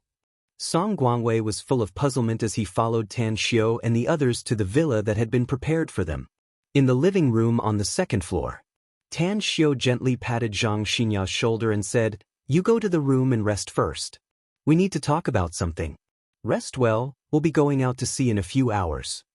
Zhang Xinya didn't know much about Tan Xiu, so she nodded and went straight to the third floor to rest in the bedroom. On the sofa in the living room, Tan Xiu had just sat down when he looked at Tom Reggie and said, Would you agree if I told you to join Uncle Song's camp? Who's Uncle Song? Asked Tom Reggie, confused. Tan Xiu pointed to Song Guangwei and said, His real name is Song Guangwei. He's my father's sworn brother. That's why I told you that we're on the same side in the truest sense. Tom Reggie looked at Song Guangwei with disbelief. Never once did he expect that Sin Hui had another name and even seemed to have another identity. What Tan Xiu said is correct. His real name is Song Guangwei, and he used to be an elite soldier of the Chinese Special Forces, said Song Guangwei in a deep voice. Later, due to some unforeseen events, he separated from the Chinese military and came to Saipan, concealing his identity and walking step by step to his current position. Tom Reggie was suddenly enlightened.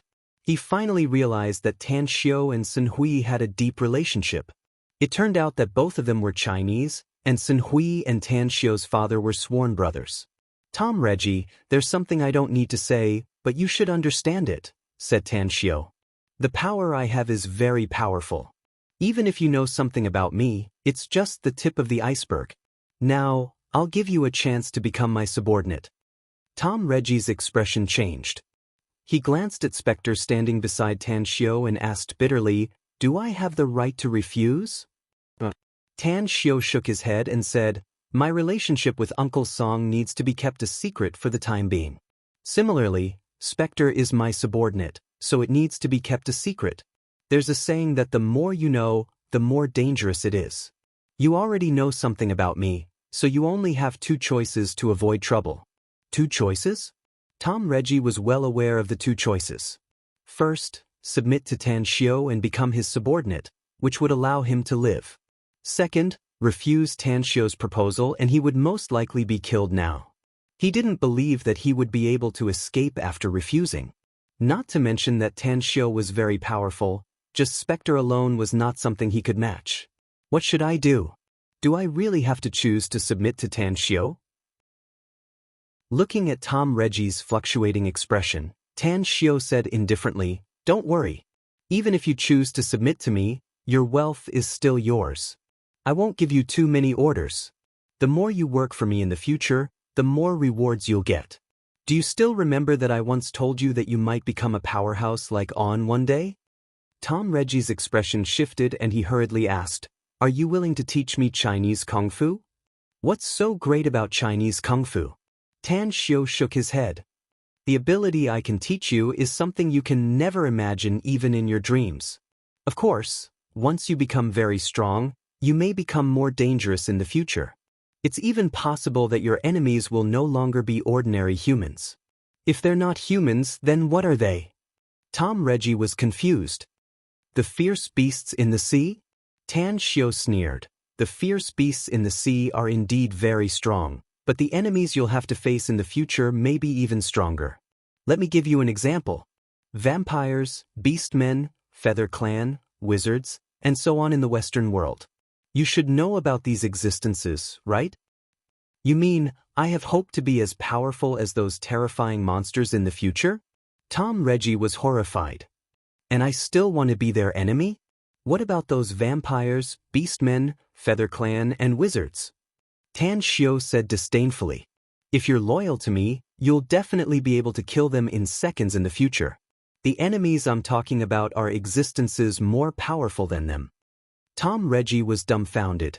Never in his wildest dreams did he expect that Tan Xiu could say such words. It was as though Tan Xiu had placed a window in front of him, and he only needed to reach out and push it open to see a more magical world. Chapter 9:25. At this moment, it was not only Tom Reggie who was shocked. Even Song Guangwei, who was sitting on the sofa next to him, was dumbfounded as he looked at Tan Xiu with an incredulous look on his face. He was in a high position. Song Guangwei naturally knew some things that ordinary people didn't. For example, the existence of terrifying alien creatures such as vampires and half-blood beastmen in this world, as well as the existence of some sorcerers and sorcerers with terrifying secret arts. Such existences were among their enemies in the past. However, how could Tan Xiu dare to promise that Tom Reggie would become an existence comparable to these terrifying creatures? Was he talking nonsense? Or was he telling the truth? Tan Xiu. Song Guangwei opened his mouth, but Tan Xiu raised his hand to interrupt him. Tan Xiu shot a deep look at Tom Reggie and said in a deep voice, "You must understand that even if you choose to submit to me, I'm afraid you won't be able to become my confidant. But I can assure you that I can greatly improve your strength and even increase your lifespan by several times." "What do you mean by increasing my lifespan by several times?" asked Tom Reggie. "For example, you can live to 100 years old. If you choose to submit to me, not only can I make you stronger than the current Spectre, but I can also make you live to 200 or 300 years old, or even 300 or 400 years old," said Tan Xiu. "Don't doubt me. You know my character. I've never talked big, and I won't lie through my teeth." Tom Reggie desperately shook his head and said, "That's impossible. It's absolutely impossible. How can someone live to 200 or 300 years old? How many years can those vampires live?" Tan Xiu sneered. Tom Reggie was speechless. The vampires he knew were terrifying existences that could live for thousands of years. Could it be that humans could really live for a long time? Suddenly, "I need an answer now," said Tan Xiu impatiently. "Do you agree or refuse? Tell me now." "Boss, do you think I'm qualified to refuse?" Tom Reggie forced a smile. Tan Xiu nodded with satisfaction and said, "Since you don't refuse, then it means you agree. From now on, you're Tan Xiu's man. I'll send someone to teach you some cultivation methods after I'm done dealing with what happened on Nine Dragons Island. Your personal strength will increase several times in 3 years at most. This is my promise to you." "Yes." Tom Reggie silently nodded his head. Since he had chosen to submit to Tan Xiu, he had changed his mind. Ghost, the world's #1 killer, had become Tan Xiu's subordinate. It did not seem so shameful for him to become Tan Xiu's subordinate. "Tom Reggie, I want you to remember to maintain absolute respect in front of Uncle Song," said Tan Xiu. "In addition, if he has a conflict with your former backer, you must choose to stand on his side. When I'm not in Saipan, you'll have to listen to his orders." Tom Reggie glanced at Song Guangwei and reluctantly nodded. "I promise." Song Guangwei squinted his eyes and slowly said, "I'm glad you can join us, Tom. However, I can see that you're not willing to submit to Tan Xiu. But I want to tell you that you must keep your word since you've promised him. Else, I'll go all out to get rid of you even if I have to violate my agreement with Dawes." Tom Reggie's expression changed and he bluntly said, "Since even Owen and Ghost can submit to Mr. Tang, it means that Mr. Tang's power is much more terrifying than I imagined. So, even if I'm a little unwilling, since I've already made my choice, I'll know where I stand." "Reluctance?" asked Tan Shio with a faint smile. Replied Tom Reggie without any pretense. Tan Shio's ghostly figure instantly disappeared in the sand. In nearly 1/100th of a second, he appeared in front of Tom Reggie. After grabbing him from the sofa, he directly stuffed a medicinal pill into his mouth and shouted in a stern voice, "Relax your body and pay attention to the energy flow inside your body. Bear the pain and bear it. Even if you feel like you're being hacked into pieces, you must endure it and feel it seriously." Having said that, a torrent of primal chaos force crazily poured into Tom Reggie's body and began to rush through his meridians according to the cultivation route of a nascent soul stage cultivation technique. Ouch! Tom Reggie's body trembled violently and he screamed out involuntarily. Regardless of it, Tan Shio controlled the primal chaos force to rush through the blocked acupoints in Tom Reggie's meridians, bursting them and quickly repairing and nourishing them. In just 10 minutes, Tan Shio had cleared 36 blocked acupoints and completely opened them according to the foundation of the cultivation technique, forming a cycle. Stinky smell? Everyone in the living room could smell the stench coming from Tom Reggie's body. Tan Shio released Tom Reggie and threw him on the sofa.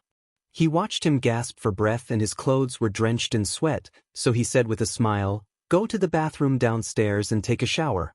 I'll send someone to bring you a new set of clothes. I'll wait for you for half an hour." "I don't have any strength left," said Tom Reggie with a trembling voice. "It hurts. It's more painful than a knife cutting my flesh." "Trust me. You won't feel any pain in a few minutes," said Tan Shio with a faint smile. "You'll feel a comfortable feeling that makes you wish you were dead instead. Go.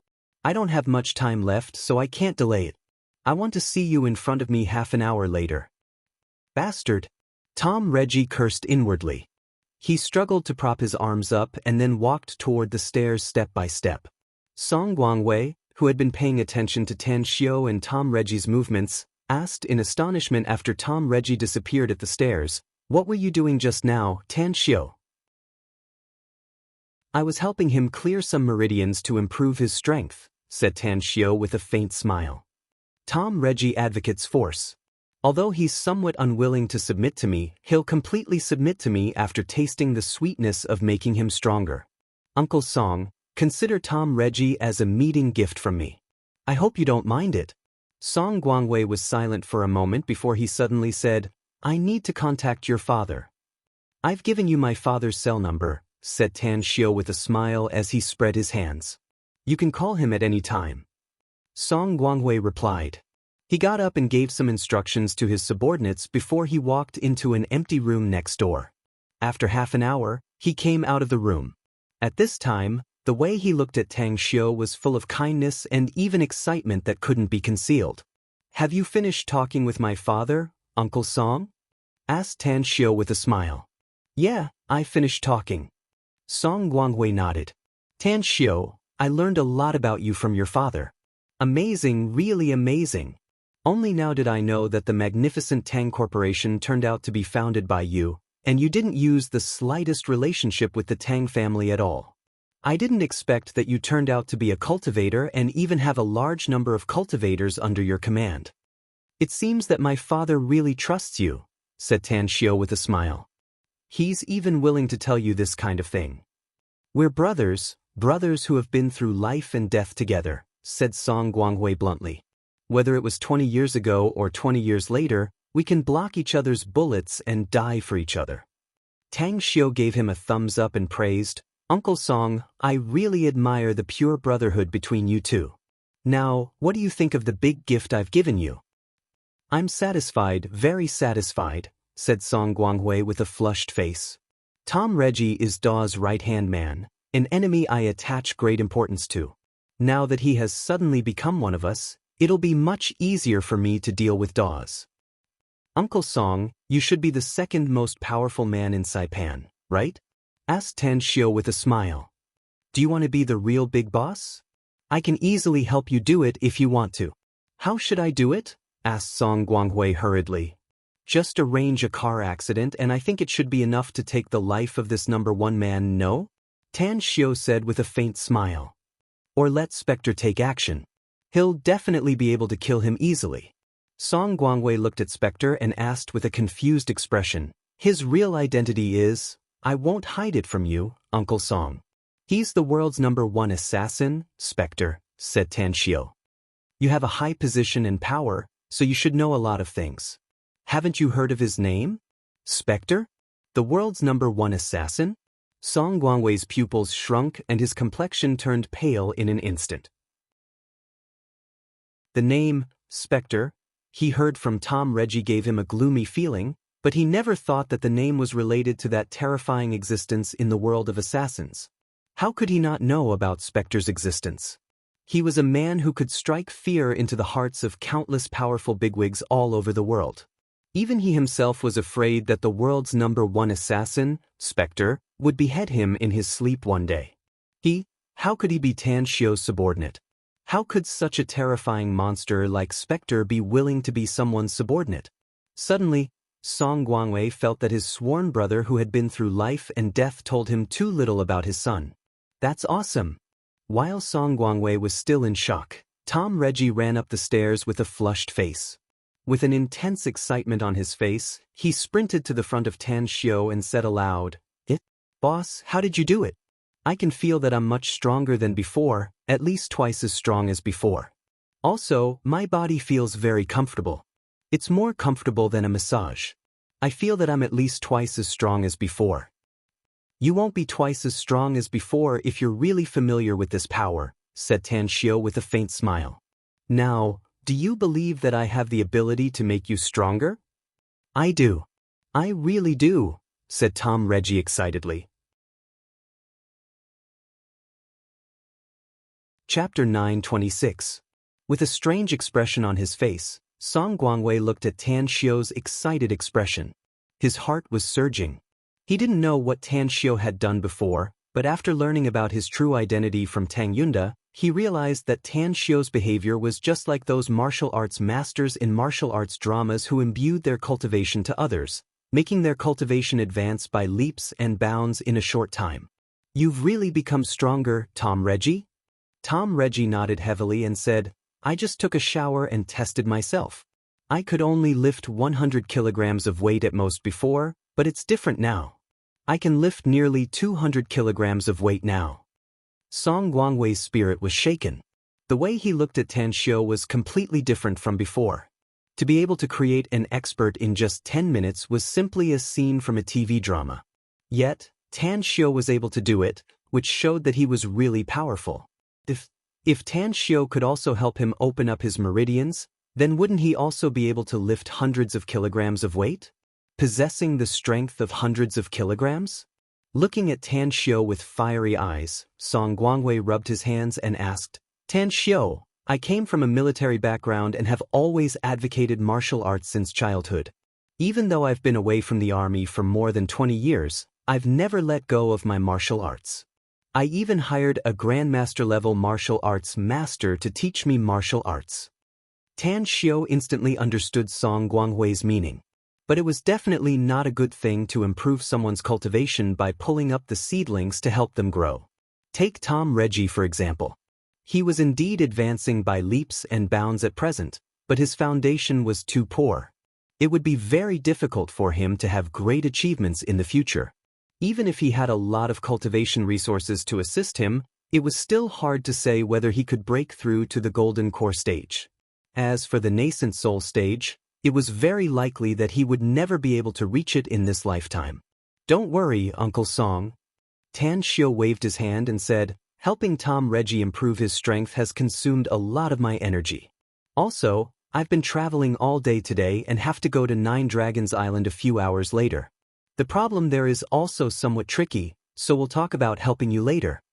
Song Guangwei was silent for a moment before he slowly nodded and said, since you said so, then we'll talk about it later. By the way, Do you want me to send you there on a private plane? No need. Tan Shio's expression shifted and he shook his head. I've contacted the people on Nine Dragons Island. A helicopter will come to pick us up. Alright. Song Guanghui got up and said, if you need any help, just call me at any time. I've already given you my private number. As for Nine Dragons Island, I won't be following you there. When you come back, remember to contact me and come to my house. Tan Shio said, I'll definitely pay a visit when the time comes. Very soon. Tan Shio and Tom Reggie sent Song Guanghui off. As the sun rose from the east, the helicopter from Nine Dragons Island arrived. After landing on the helipad of Lao Bay Resort, Tan Shio boarded the helicopter with Zhang Xinya, Ghost, Gu Tao, and Zhang Ju. At this time, however, Tan Shio received a call from Mo and learned that they had also arrived at Lao Bay Resort. Tom Reggie, lend me one of your Lao Bay Resort's helicopters. Oh, and the others are also here, so we need to go to Nine Dragons Island together. Tom Reggie's expression moved and he said, no problem. The helicopter can take off at any time. But how many people do Oh and the others have? There should be 4, answered Tan Shio. If there are only 4, then I'll go with them. Tom Reggie hurriedly said, Long Zhengyu called me before, so I also want to go with them to see the situation. Then let's go together. Tan Shio nodded. But bring fewer people with you. All right. At 8 a.m., 2 helicopters had arrived at Nine Dragons Island. After landing on the helipad, Mo On and Long Zhengyu hurriedly arrived with 4 or 5 people. What's the situation now? Tan Shio had a panoramic view of the reconstruction project on Nine Dragons Island from a bird's eye view. After the large-scale reconstruction, the buildings on Nine Dragons Island were undulating and scattered in various areas. The green environment on the island had also been greatly improved. A series of winding roads extended in all directions, passing through every building complex. Additionally, the 9 extended slopes were not damaged at all. Moreover, they were surrounded by guardrails, apparently becoming a restricted area on the island. As for the 2 newly built ports, there were a large number of armed personnel guarding them. All the cargo ships, passenger ships, yachts, and other ships were docked in a very orderly manner. Even on the surface of the sea near the port, there were lights on the water, and there were even several lighthouses built. Boss, we figured out the identities of those 6 teenagers. All of them are from Singapore, said Mo On in a deep voice.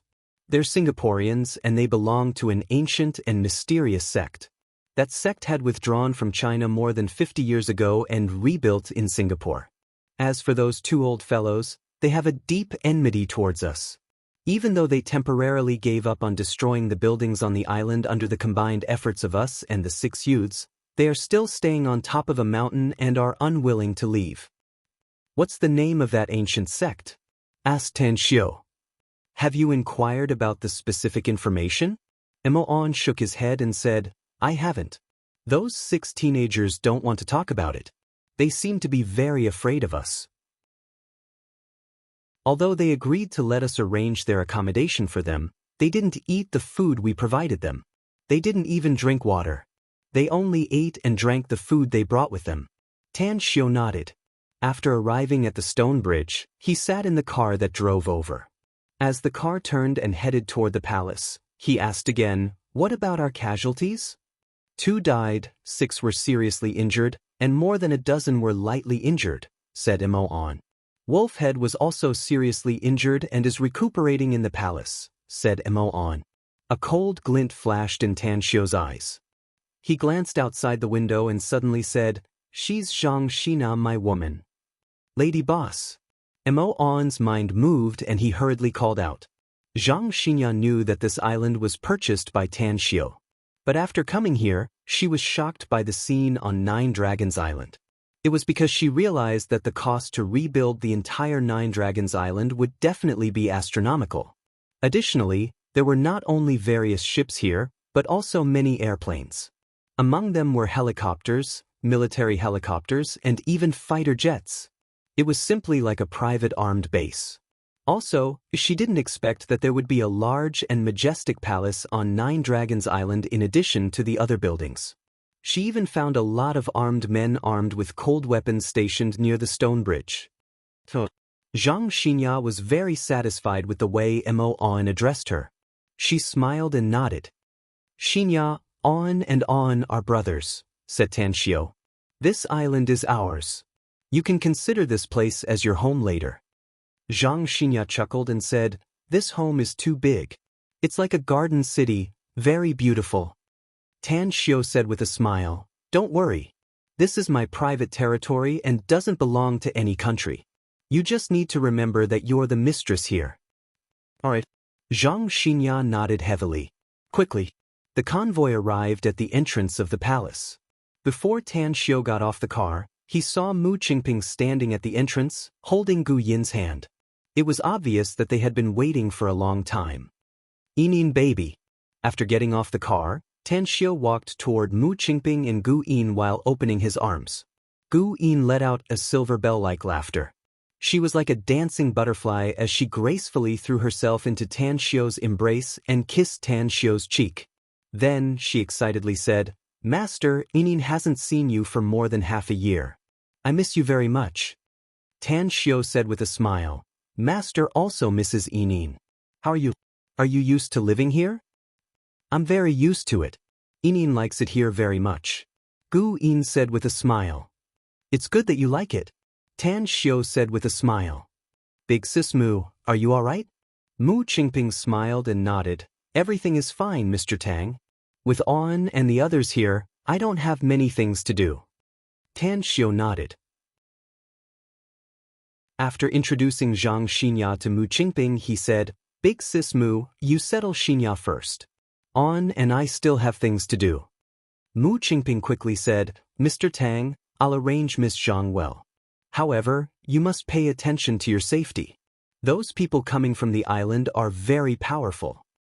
Don't worry, Tan Xiu said. I don't care about those people. After a while, Tan Xiu looked around and said, On, send someone to take those 6 kids to the place where those 2 old guys are. Let's go and see the situation first. They dare to come to my 9 Dragons Island and cause trouble. I want to see how great their ability is. Mo On complied and waved his hand to order his men to do it. Then he took Tan Xiu and entered the cars. More than a dozen cars quickly drove toward the depths of 9 Dragons Island. 10 minutes later, the convoy stopped in front of a building halfway up a mountain peak. Boss, the cars can only go up to here. If we want to climb the mountain, we must climb up by ourselves. It's not far. We can reach the top in 10 minutes at most, said Mo On. Tang Xiu nodded in response. Just as he led the crowd to the top of the mountain, he saw 2 old men in black robes with messy hair standing on a boulder. They held diamond-studded staffs in their hands and had a large number of tattoos on their faces, giving them a gloomy and terrifying feeling. In addition, around the boulder were 2 5-meter-long, bucket-thick pythons that swallowed their tongues and slithered around the boulder. When Tan Xiu's group approached, the 2 pythons suddenly stopped in front of the boulder. Their gloomy eyes stared at them as if they would attack them at any time. Chapter 9:27. The 2 multicolored pythons brought a great deterrent force to everyone. Even Tan Xiu was secretly startled because he was keenly aware that the 2 pythons had bumps on their heads. It was obviously a sign that pythons were about to evolve into flood dragons. Tan Xiu had seen the Kruer python raised by Ao way before. But compared to the 2 pythons in front of him, that Kruer python was not on the same level, be it in terms of size or strength. It could be said that any one of these 2 pythons could easily kill more than 10 Kruer pythons. However, what made Tan Xiu even more surprised was that the 2 black-robed old men who were kneeling on the boulders faintly emitted fluctuations that made him feel a trace of threat. Who are you people? Tan Xiu was silent for more than 10 seconds and then shouted in a deep voice more than 20 meters away from the 2 old men. Hiss!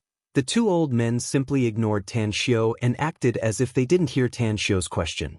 They still sat on the boulders with their eyes closed and motionless. On the contrary, the 2 multicolored pythons hissed and flicked their tongues as if driving them away. Tan Xiu snorted coldly and said in a deep voice, You 2 old geezers are very arrogant, but I hope you have the capital to be arrogant. This Nine Dragons Island is my turf. I'll give you a chance to get the hell out of this island at once, else you'll lose the chance to leave. At this time, one of the black-robed old men finally opened his eyes slowly. As he lightly stood up, the magic staff in his hand suddenly emitted a special energy fluctuation. His eyes were not black and white, but blue and gray, making him look a bit demonic. What you just said makes me feel ridiculous, young man. You're not qualified to know who we are. You may have a lot of experts here, but it's not like we can't clean you up in our eyes. However, I heard that you need to spend money to get what you want in the outside world. The children gave us a lot of money when we came out of the clan's territory. Promise me, I will give you the money, and you will leave this island. Tan Xiao slightly frowned and said in a deep voice, Nine Dragons Island is mine. I'll never sell it. Even if you give me a mountain of gold and silver, it's still not enough. Tell me, where did you come from? The black-robed old man sighed and said, Ants are truly pitiful. They actually don't know that their time of death has come. The respected god of the sorcerer tribe had once said, the lower classes are naturally stupid and stubborn. If you want to tame them, you can only rely on force.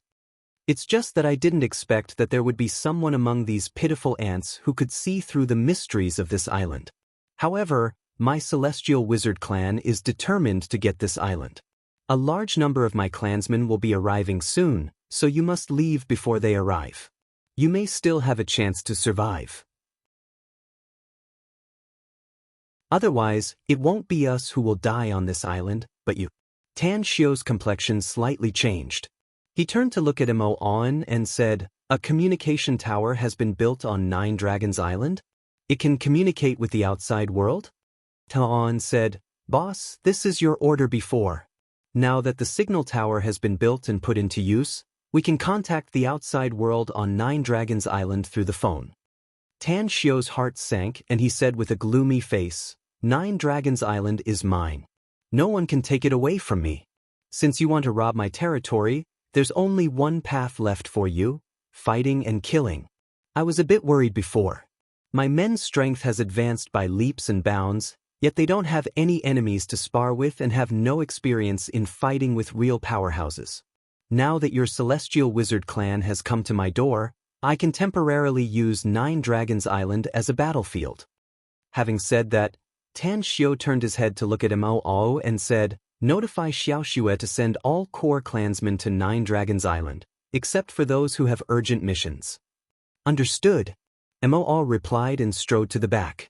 Tan Xiao then looked at the black-robed old man and said in a deep voice, I'll give you 2 geezers 3 minutes. If you're still stubborn and don't want to leave after 3 minutes, then there's no need for us to waste our saliva.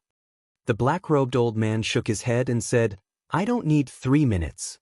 I can tell you now that we'll never leave this island. Jin Shi, Shui Sha, He Xiong, Gu Tao, Zhang Ju, shouted Tan Xiao coldly. You 5, kill those 2 evil beasts first. Understood. Jin Shi and the other 4 respectfully complied and released their flying swords in an instant. As they instantly arranged a sword array, 5 ghostly figures appeared in front of the 2 giant pythons. Puff, puff, 2 clouds of black smoke spurted out from the 2 giant pythons' mouths. The black smoke spread extremely fast and covered a radius of tens of meters in the blink of an eye. Had it not been for Tan Xiao and the others retreating extremely fast, they would have been shrouded by the black smoke. However, Jin Shi's group of 5 didn't retreat. They released their true essence to block the black smoke on the surface of their bodies. Relying on their weak spiritual senses, they controlled their flying swords to form a storm of swords and slashed the 2 giant pythons hundreds of times in just a few seconds. Bam, bam, bam. The scales of the 2 giant pythons were exceptionally hard. Even the invincible flying swords could only leave bloody wounds on them and couldn't cause them any fatal injuries.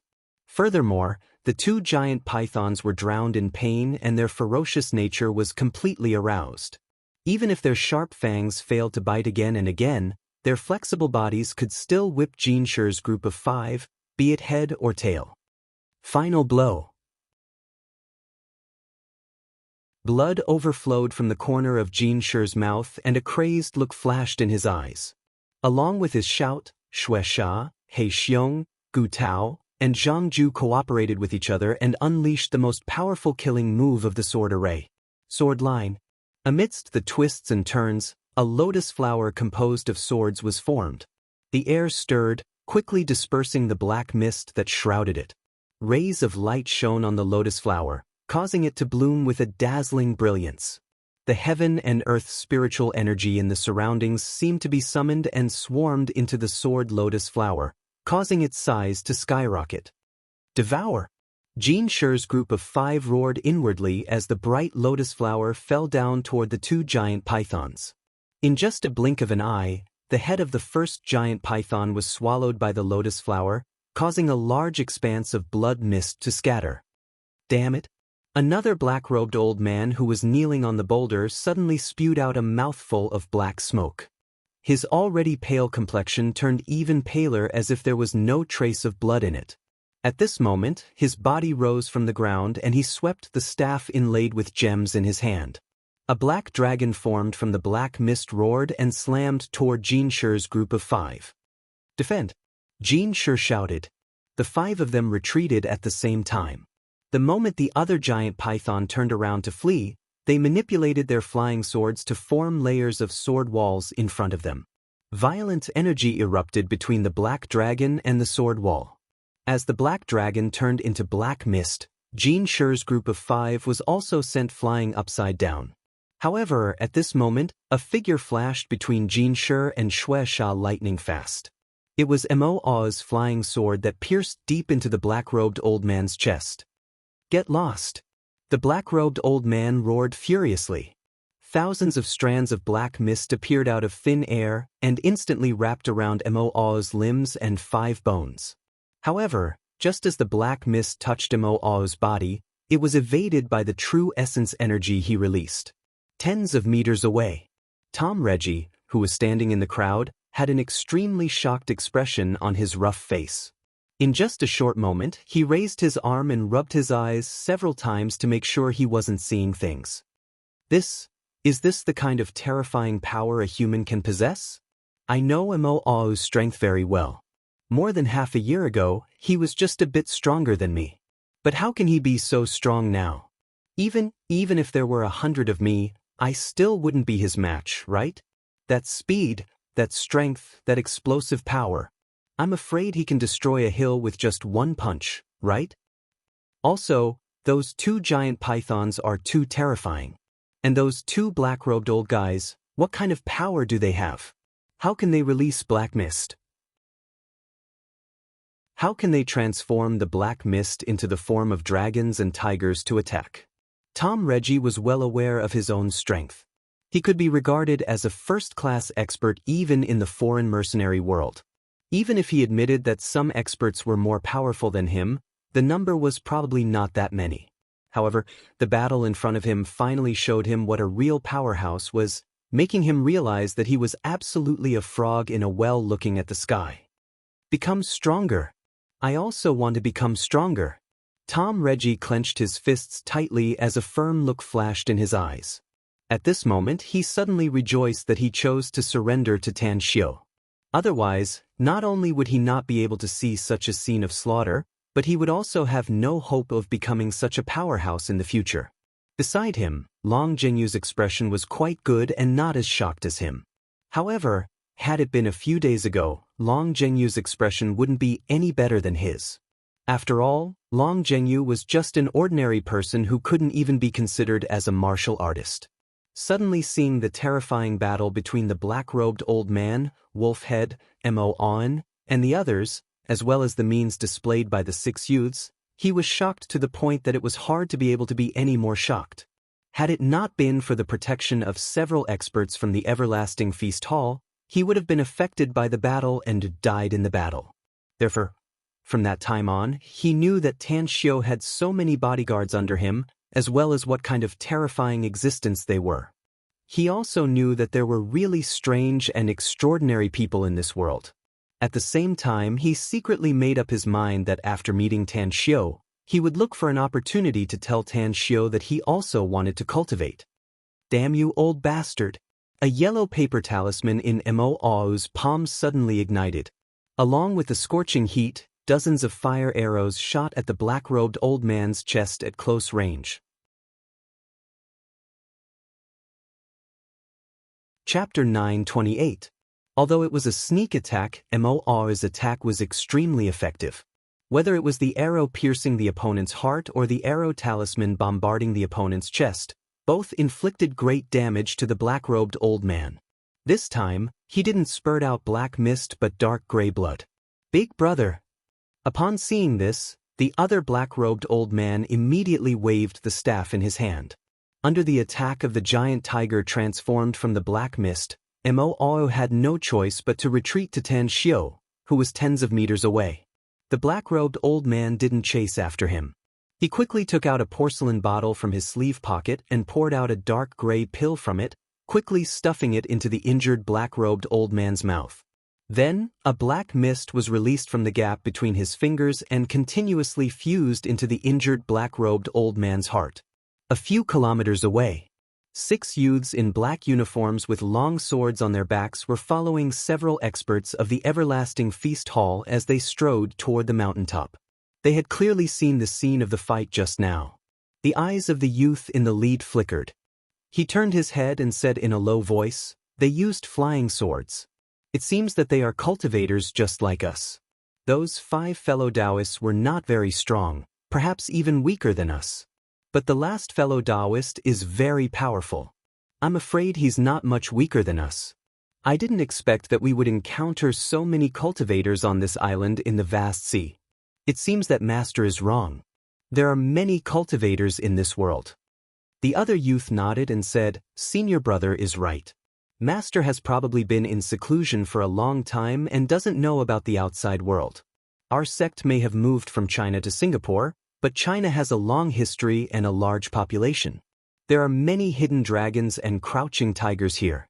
We went out to travel and found those 2 wizards committing murder, so we tracked them all the way here.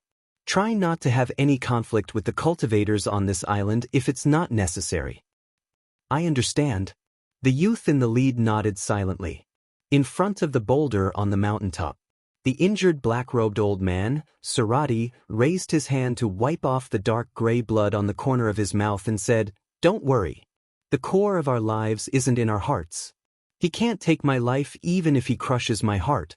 But be careful, if the opponent isn't a fire ability user, then he'll be a fire magician." Salik solemnly nodded and said, "They are indeed despicable, but they are indeed very strong. If we 2 brothers want to kill all of them, I'm afraid it will be very difficult.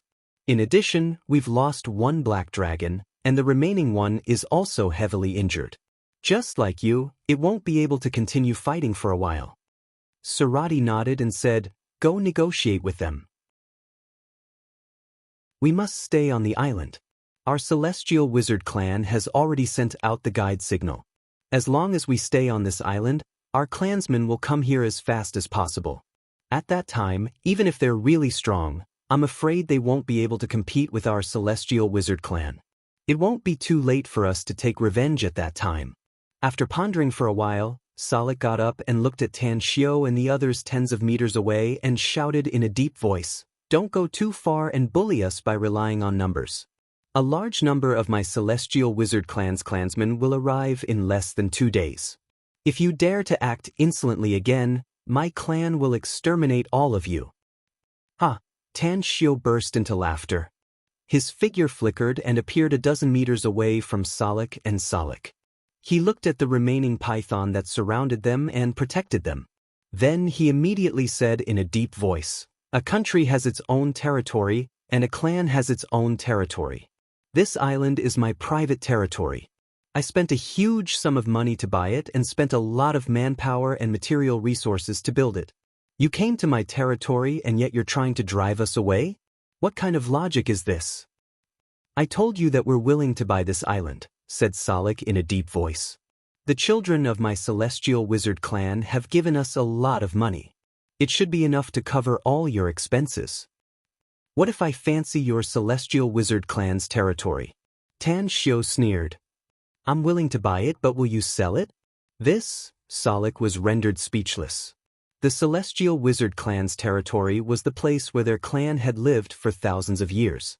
They wouldn't sell it even if they were offered countless mountains of gold and silver. What's wrong? Tan Xiu sneered. You don't know how to answer me? Let me tell you, your actions are the same as robbers, no different from bandits. Get the hell out of here at once if you know what's good for you. Also, tell your Celestial Wizard clansmen that you're not allowed to set foot on my 9 Dragons Island ever again. Else we'll be mortal enemies. I'll wipe out your entire clan even if I have to exhaust all my forces. A threat. A naked threat. Had it been someone else, Salik and Salik would have snorted and scoffed in disdain. But at this moment, these words came out from Tan Xiu's mouth. They were shocked and couldn't help but be more cautious. They didn't know Tan Xiu's origin, but the fact that he had so many powerhouses as his subordinates forced them to face the threat posed by Tan Xiu. Who are you? Asked Salik in a deep voice. You're not qualified to know who I am, said Tan Xiu indifferently. All you need to know is that you'll die today if I really recklessly kill you. If I'm determined to get rid of your Celestial Wizard clan, I'll have a way to exterminate you even if your clan escapes from Earth. Salik and Salik exchanged glances. Although they didn't believe Tan Xiu's words, their mood turned heavy. We can take a step back. We only want the dragon stone in the center of the island. We'll leave immediately once we get it, said Salik again. Dragon stone?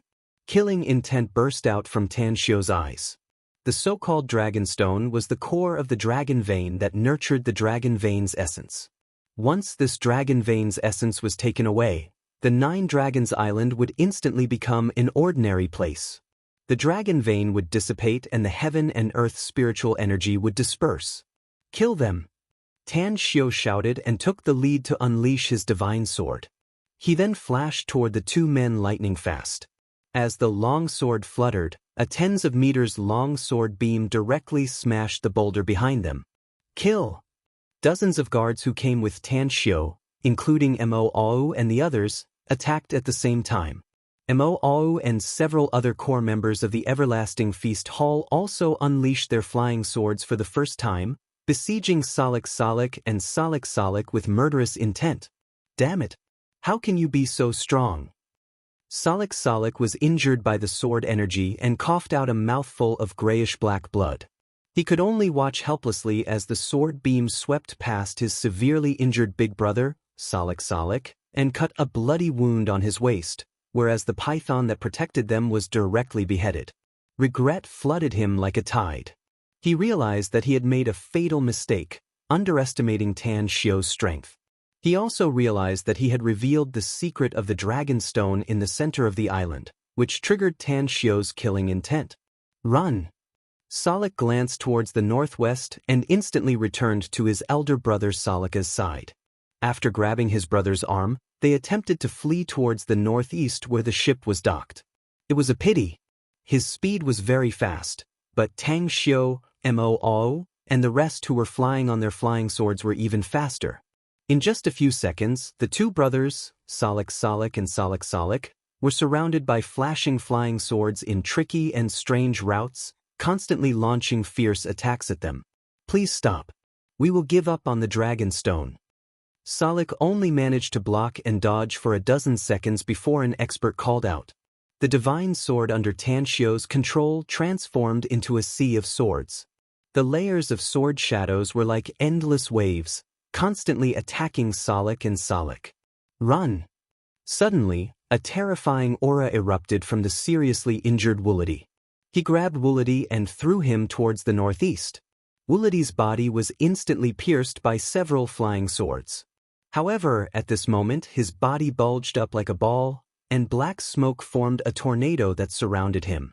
If you want to kill me, then be prepared to be buried with me. All of you, go to hell. Salik grinned and his body exploded with a loud bang. The tornado formed by the grayish-black smoke instantly increased tenfold and directly swallowed several weaker island guards. Retreat! The black smoke is poisonous. Tan Xiu's skin was contaminated by the black smoke, and the strong corrosive force made his complexion change. As he performed a hand seal, a heavy rain suddenly poured down from the sky. Strands of primal chaos force turned into ribbons that wrapped around the waists of his subordinates and pushed them into the distance. Not far away, the eyes of the 6 teenagers were filled with shock. They were only slightly surprised when Mo, Jinshi, and the others attacked. But when Tan Xiu attacked, they instantly judged that Tan Xiu's strength was much stronger than theirs. How can he be so strong? Even if it was a golden core stage powerhouse, he would only be able to do this, right? Master said that there are practically no golden core stage cultivators on Earth. The young man in the lead had a slightly pale complexion as he muttered to himself. Beside him, the other youth desperately gulped down a mouthful of saliva and stared fixedly at the scene of the battle. He said in shock, "He's very strong.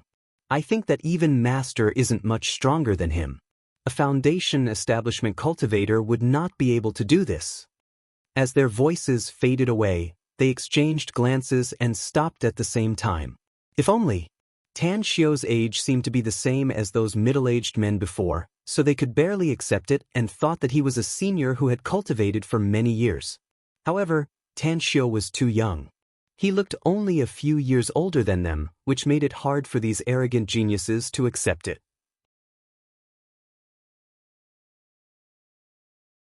Chapter 929. Although Tan Xiu had sent dozens of his men out of the Black Mist's range, Mo and the others didn't stay idle. After getting rid of the primal chaos force's shackles, they immediately bypassed the Black Mist and rushed northeast. They must kill all the enemies. Even if Salik was stronger than them, they would still go all out to carry out Tan Xiu's order. With intense killing intent, Tan Xiu passed through the Black Mist and chased after Salik like a maggot attached to a bone. He could feel the grief and indignation of Salik, but he didn't have the slightest pity for him. Enemies were enemies. Since he had chosen to kill them, he couldn't leave any survivors lest they suffer more troubles in the future. You can't escape. Stepping on the divine sword, Tan Xiu moved as fast as a meteor and stopped Salik at the edge of Nine Dragons Island in just half a minute. As he cast the lightning imperial art, dark clouds suddenly surged in the clear sky, lightning flashed and thunder rumbled. Shortly after, arm-thick lightning bolts fell from the clouds and bombarded the fleeing Salik.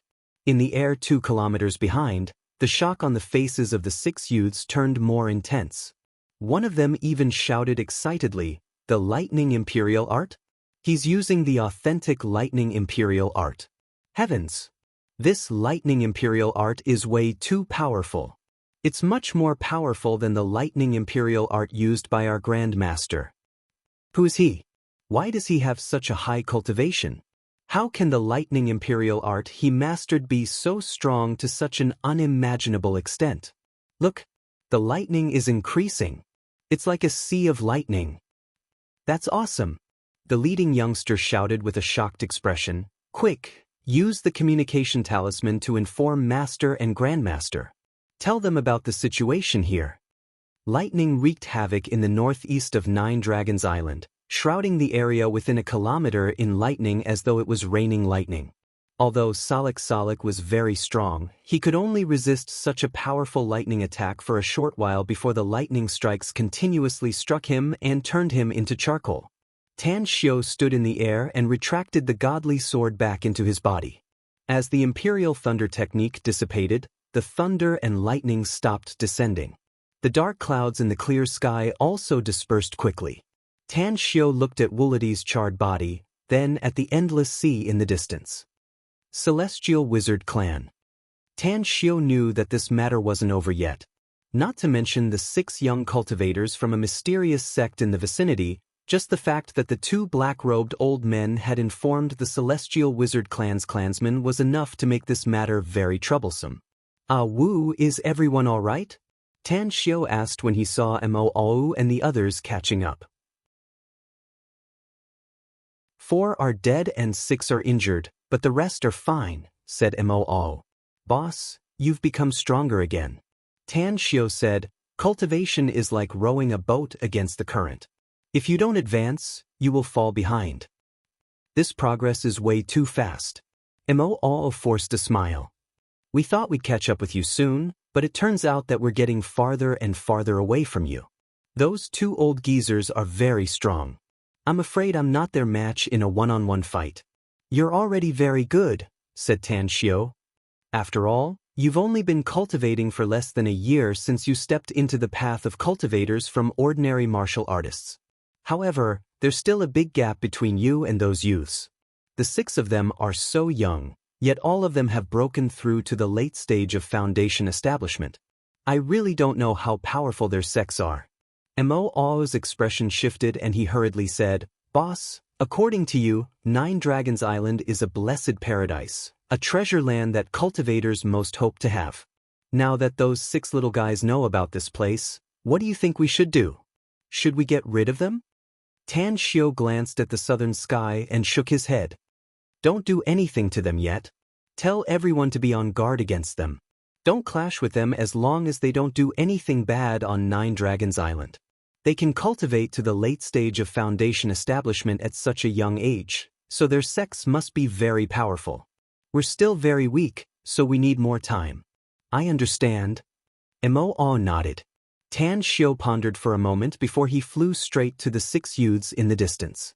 When he came before them, a smile appeared on his handsome face as he cupped his fists and said, Little brothers, I didn't expect you to have such cultivation at such a young age. Let me introduce myself. My surname is Tang and given name is Xiao, the master of 9 Dragons Island. May I know how to address you 6 little brothers? Which sect are you from? The leading youth cupped his fists and said, I'm Jin Chanzi, and these 5 junior brothers of mine are Jin Xingzi, Jin Fengzi, Jin Yunzi, Jin Huizi, and Jin Yanzi. We're all disciples of the whole unitary sect, and our master is Taoist Zixuan. May I ask which sect you're from, Taoist Tang? I don't belong to any sect, said Tan Xiao with a faint smile. My men are all trained by me. Why did you come to my 9 Dragons Island, Jin Chanzi? We left the pocket world we lived in accordance with the orders of our masters and elders to travel outside, said Jin Chanzi. It's just that we happened to run into those 2 evil wizards from the Western world, so we followed them all the way and came here by accident. I hope you can forgive us, Taoist Tang, since we came here without your permission. Tan Xiao faintly had an illusion after listening to Jin Chanzi's genteel speech. Back in the immortal world, cultivators also addressed each other as fellow Taoist. He didn't expect to encounter such a situation on Earth today. It's all right. I've already heard about your matter from my subordinates. In fact, I should thank you. If it weren't for your timely arrival, I'm afraid that more of my men would have died in battle and those 2 celestial wizard villains would have destroyed my island. You're too polite, Taoist Tang, said Jin Chanzi modestly. Those 2 wizards have done many evil deeds, so we naturally couldn't let them run amok. Tan Xiao let out a faint smile and said, Everyone, I can see that you're quite young and a few years younger than me. If you don't mind, don't call me fellow Taoist. How about we call each other brothers? You call me Big Brother Tang, and I'll call you Little Brothers. Jin Chanzi and his martial brothers glanced at each other and nodded in agreement. They had witnessed Tan Xiao's strength and knew that he was much stronger than them. Now that Tan Xiao humbled himself and wanted to make friends with them, they naturally didn't want to refuse. We've killed those 2 celestial wizard clansmen, little brothers, said Tan Xiao with a smile. It can be said that we've gotten rid of these 2 scourges, so my island is now peaceful for the time being. Everyone, please follow me to my residence. Let's have a good chat. All right. The 6 youths nodded.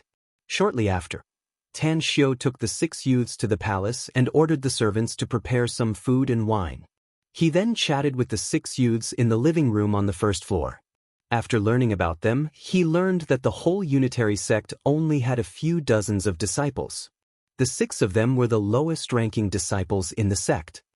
You're the lowest in the sect, yet you have such a cultivation level. Then, your sect's elders must be even more powerful, no? Does your sect have any nascent soul stage powerhouses? Asked Tan Xiao with a smile. Jin Chanzi hesitated for a moment before he nodded and said, Our whole unitary sect's supreme elder is a nascent soul stage powerhouse. But he's in seclusion all year round and often doesn't appear for decades. I heard from my master that the Supreme Elder came out of seclusion a few decades ago because of a heaven and earth phenomenon. Big Brother Tang might laugh at us, but we haven't seen the Supreme Elder yet. You said that a heaven and earth phenomenon appeared a few decades ago. What exactly was it? Asked Tan Xiu. We don't know much about what happened a few decades ago, said Jin Chanzi. We only heard from our sect's elders that two terrifying auras appeared. When those two auras appeared, the entire sky was dyed red with blood, as if the end of the world had come. Furthermore, our sect's elders have divined and predicted that a major event would happen. In the end, dozens of years have passed, and nothing has happened. Two auras. Tang Xiu's mind was suddenly as clear as a mirror. It was very likely that the heaven and earth phenomenon was caused by Gu Yan, and Ji Qimei coming to earth. Immediately, Tan Xiu asked another question. Your whole unitary sect was originally in Huaxia, wasn't it? Why did all the disciples of your sect suddenly move to Singapore? Did something happen to your sect back then? Nothing happened, said Jin Chanzi with a smile. It's just that our sect's elders found an entrance to a pocket world somewhere in Singapore. After our sect's elders explored it, they determined that the pocket world was a paradise. In addition, Huaxia had just been established and the country was in turmoil, so we moved to that pocket world. Tan Xiu suddenly understood. He knew that there was an entrance to a pocket world on Earth. For example, his subordinates had once reported that an entrance to a pocket world had been found somewhere.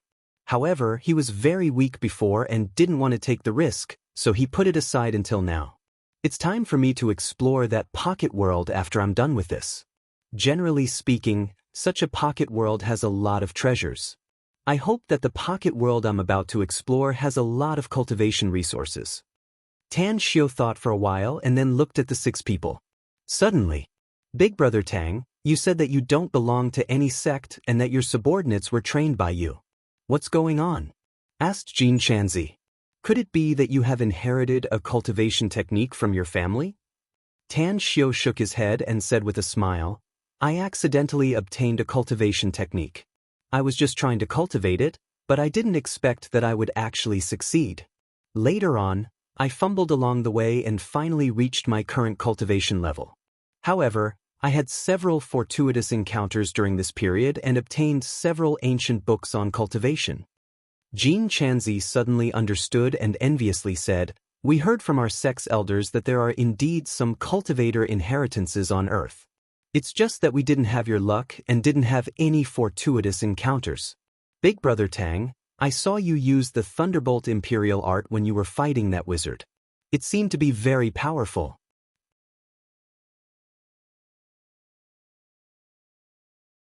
Chapter 930.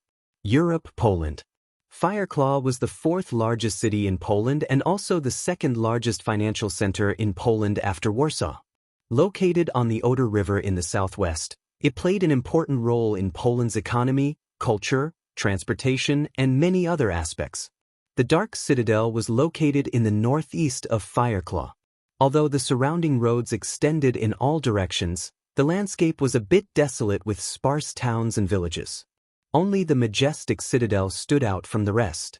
All the residents of Fireclaw knew about the existence of the Dark Citadel. They also knew that it was a famous superfamily in Poland. Deep inside the citadel, the interior of the dark room was decorated with all kinds of antique utensils and furnishings that looked very exquisite. Sitting on a European-style sofa, Surat was reading an ancient book with a solemn expression, comparing it with a map drawn on a sheepskin scroll.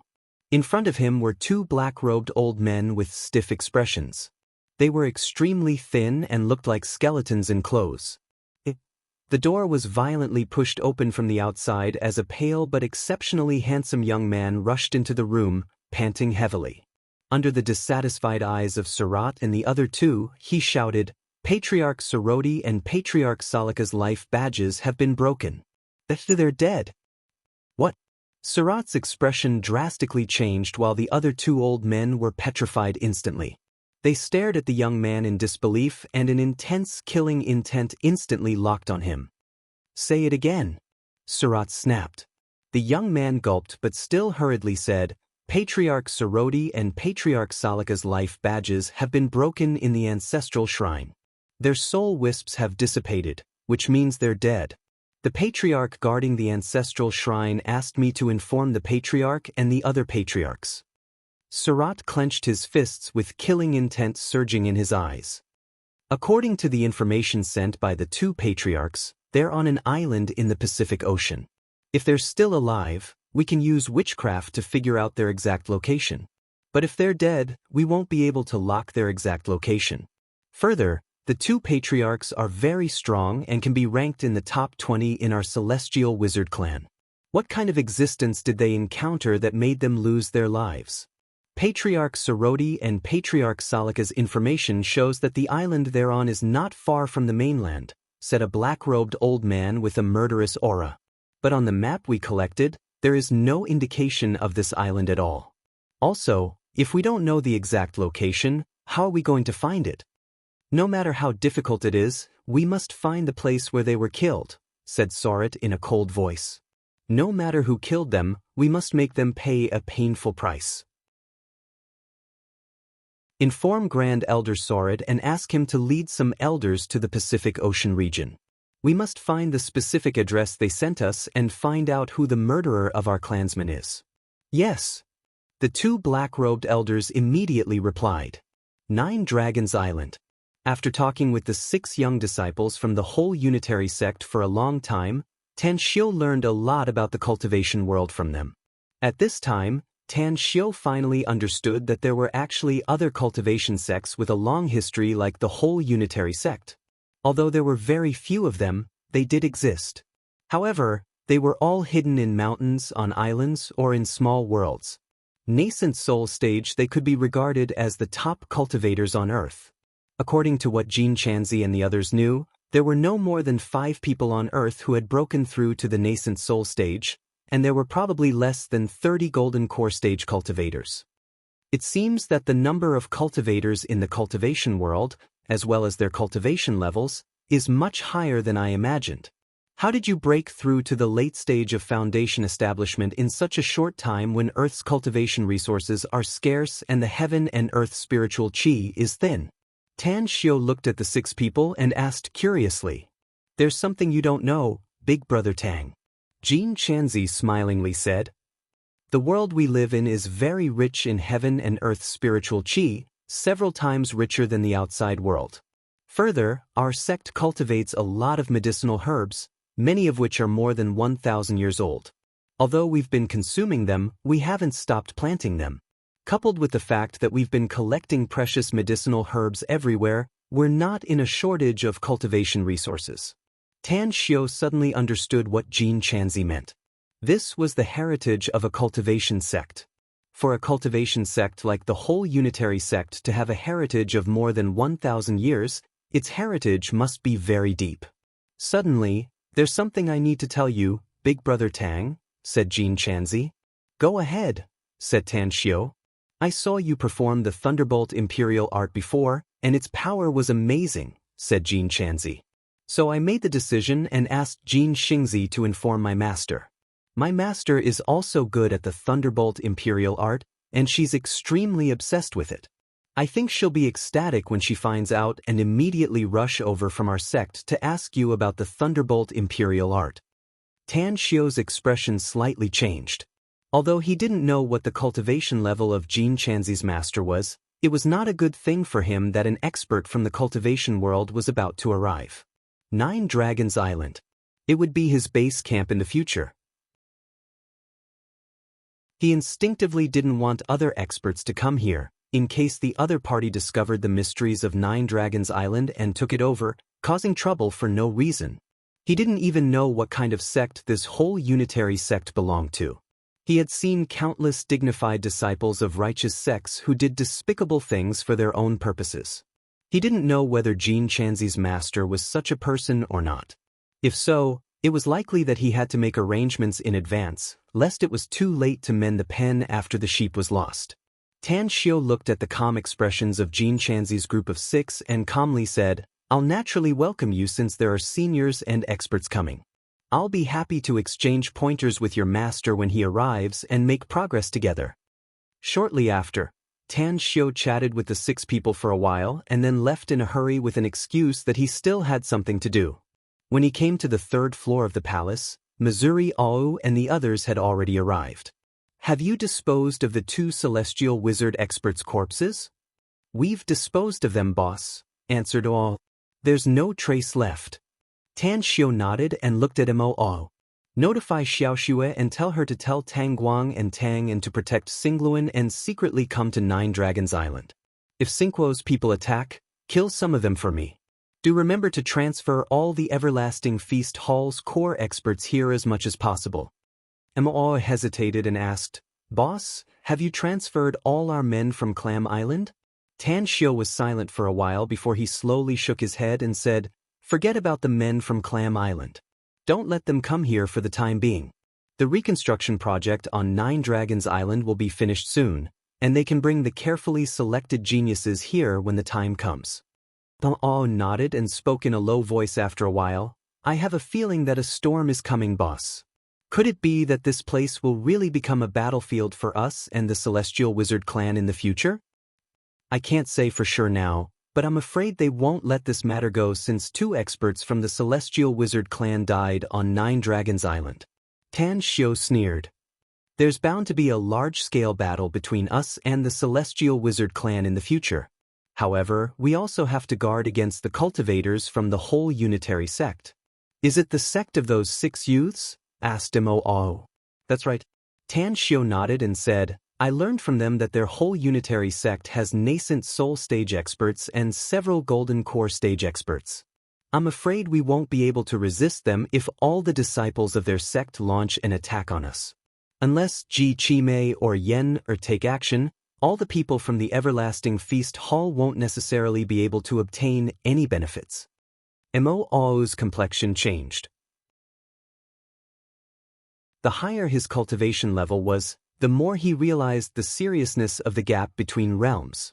Let alone nascent soul stage experts, even if several golden core stage experts came, he was afraid that he wouldn't be able to resist them. Mo, who had always been resourceful, had heard the conversation between Tan Xiu and his big brother.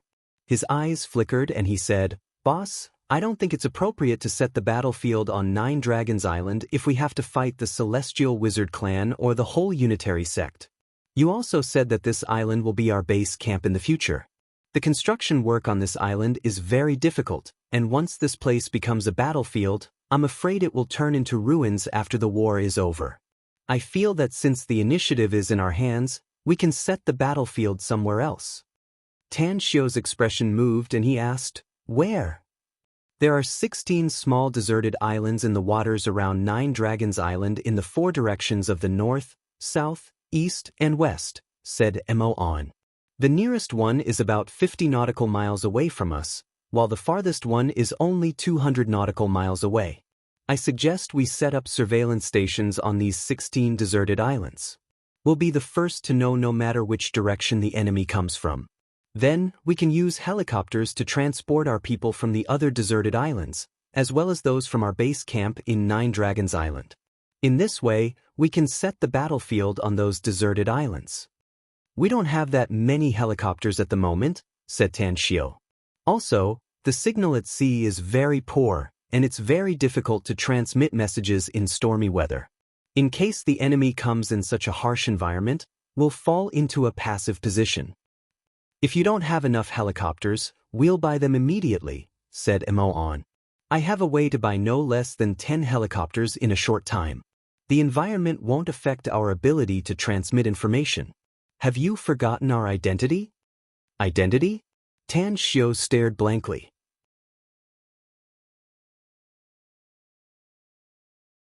Chapter 931. Some people were said to be smart all their lives, but sometimes muddle-headed, and Tan Xiu was in such a situation at the moment. Mo's reminder made him realize that he and the others were all cultivators, and they could fly extremely fast even if they were to ride a flying sword on the sea. Additionally, he could also refine some communication jade slips so that the transmission wouldn't be affected even if they were to encounter an electromagnetic storm. You're right. Tan Xiu nodded and then said, Where's Long Zhengyu? Invite him here, I have something to discuss with him. Understood. Jin Shi, who was at the side, immediately strode away. A few minutes later, Jin Shi brought Long Zhengyu here. When he saw Tan Xiu, he immediately said, "Brother Tang, are we on the same side?" Tan Xiu squinted his eyes and nodded. "We're on the same side, and we have a good relationship. Since we're on the same side, can you teach me how to cultivate?" asked Long Zhengyu. "I used to be a frog in a well and didn't know that there were people like you in this world. Now that I know, I want to be like you, flying in the sky and burrowing into the earth with outstanding martial prowess." Tan Xiu had long guessed Long Zhengyu's thoughts, and his words were also within Tan Xiu's expectations. After giving it a thought, he said, "I'm sure you're aware of the current situation here, Long Zhengyu. We may have killed those two wizards, but the problem hasn't been completely solved yet. The powerhouses of the Celestial Wizard clan may come here at any time. We're facing a formidable enemy, so I'll put aside the matter of teaching you cultivation for now. I'll definitely teach you a cultivation technique and help you embark on the path of cultivation after we completely solve the crisis brought by the Celestial Wizard clan." Long Zhengyu was pleasantly surprised upon hearing it. "No problem. I'll listen to you, Brother Tang. Also, I can't help you with martial prowess, but if you need anything else, just tell me. I'll do my best to help you as long as it's within my capabilities." "I need to speed up the reconstruction project," said Tan Xiu. "It's best if we can finish it within half a month. I still have a big plan to implement after all the construction teams on the island are evacuated." Long Zhengyu was confused. "What big plan?" Tan Xiu said, "Don't worry about these things for the time being. You just need to tell me, can it be completed in half a month?" Long Zhengyu pondered for a moment before he gritted his teeth and said, "If we work overtime, we can definitely complete it within half a month." Tan Xiu nodded and said, "I told you on the phone to bring me a batch of jade when you pass by Hong Kong. Did you bring them all?" Long Zhengyu stared blankly for a moment before replying, "I did bring some, but I heard from Hao Lei, the person in charge of Grand Fortune Jewelry, that she hasn't collected enough jade stones yet." Tan Xiu took out his phone and dialed Hao Lei's number. Hao Lei's anxious voice came from the phone. "What's the situation on your side?" asked Tan Xiu in a deep voice. "You still haven't gathered all the jades I need?" Hao Lei forced a smile and said, "Boss, I should have gathered them, but something unexpected happened. Some people are also buying jade stones on a large scale, causing the price of jade stones to keep rising. Our Grand Fortune Jewelry made a lot of money from the batch of jade stones you gave me. But the price of the jade stones keeps rising. If we buy them on a large scale at this time, the money we earned will be reinvested. It's tantamount to us working for nothing." "Who is also buying jade stones on a large scale?" asked Tan Xiu. "I've sent someone to investigate it. It's Li Juren from Hong Kong," said Hao Lei. "Li Juren?" Tan Xiu frowned and looked puzzled. Li Juren was just an ordinary person. Even his lifespan was increased by buying pills from him. Why would he buy jade stones on a large scale? Since he couldn't figure it out, Tan Xiu decided to call him directly. But before that, he told Hao Lei to hurry up and buy jade stones even if the price was higher. Li Juren was in his company's office, reading a stack of documents in his hand. In front of him were two middle-aged men in Chinese tunic suits, each carrying a long sword on their back, looking straight at him. Alas! After a long time, Li Juren put down the stack of documents in his hand. He looked up at the two middle-aged men and said with a wry smile, "With all due respect, I really can't gather all the jade materials you need in a short time. After all, the quantity you need is too large. Also, the price has been soaring due to the shortage of jade materials in the market. It has almost reached the tipping point in the past." The middle-aged man standing on the left shook his head and said, "We don't care about the price, Mr. Li. Money is nothing in our eyes. We're in urgent need of a large number of jade materials, so we hope you can help us. Your grandson has become a registered disciple of our sect, and your Li family will also have a cultivator in the future. We've already expressed our sincerity." Li Juren's eyes fell back to the stack of documents on the table. Some of the contents recorded on it made him cautious because it was related to the Grand Fortune Jewelry of Hong Kong. Others might not know who owned the Grand Fortune Jewelry, but he knew it very well. The Grand Fortune Jewelry was buying jade materials on a large scale, presumably because Tan Xiu urgently needed them. If he were to compete with Tan Xiu for raw jade materials at this time, he would probably offend him. But if he didn't compete with the Grand Fortune Jewelry for raw jade materials in the market, he wouldn't be able to fulfill his agreement with the two men in front of him. What a headache. Li Juren rubbed his temples and was about to speak when his mobile phone on the table suddenly rang. He swallowed back the words he wanted to say and looked at the number on the screen. His expression suddenly moved. Tan Xiu? He's calling me now. It should be because his people have also investigated that I'm the one buying raw jade materials in the market, right?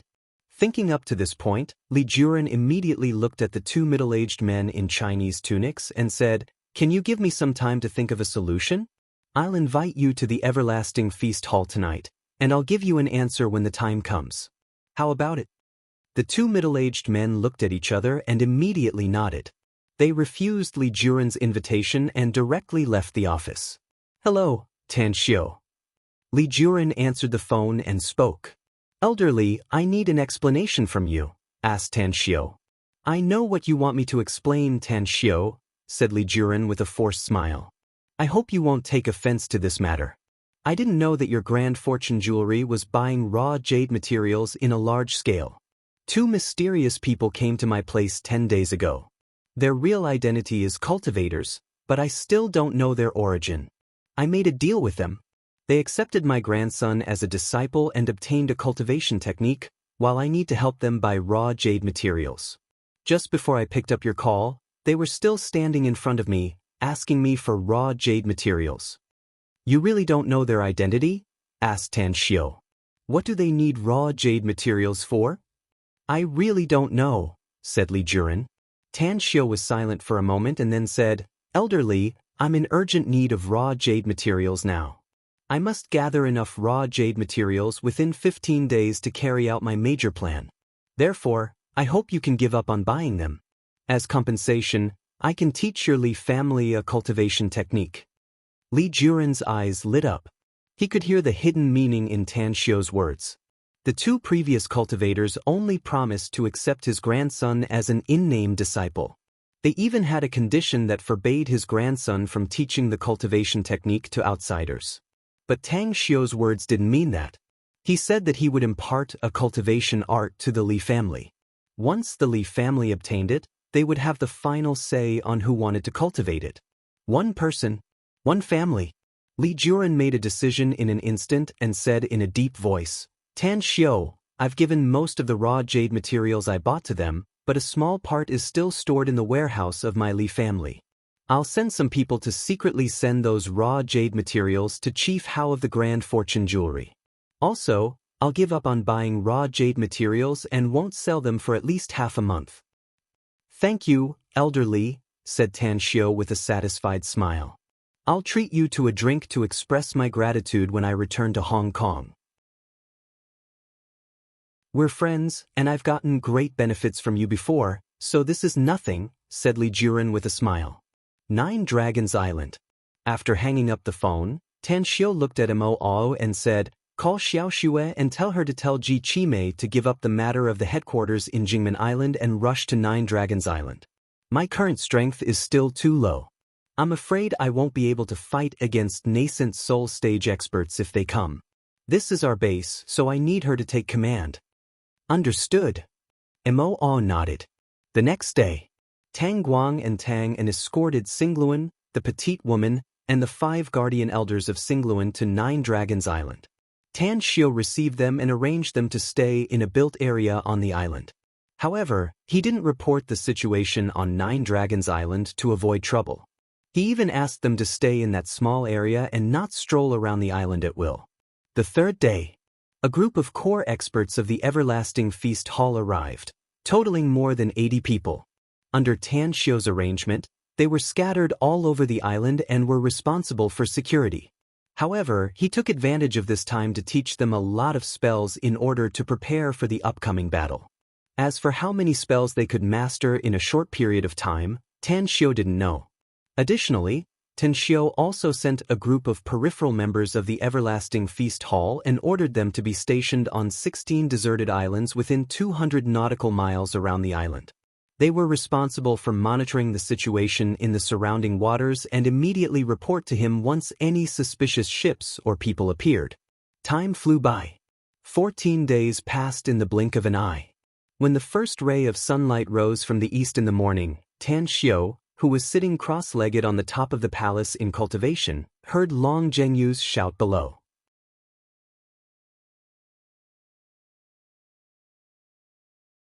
Chapter 932. Tan Xiu floated down from the top of the palace and stood in front of Long Zhengyu, asking, "Is there something you need?" Long Zhengyu smilingly said, "All the finishing work has been completed according to our agreement.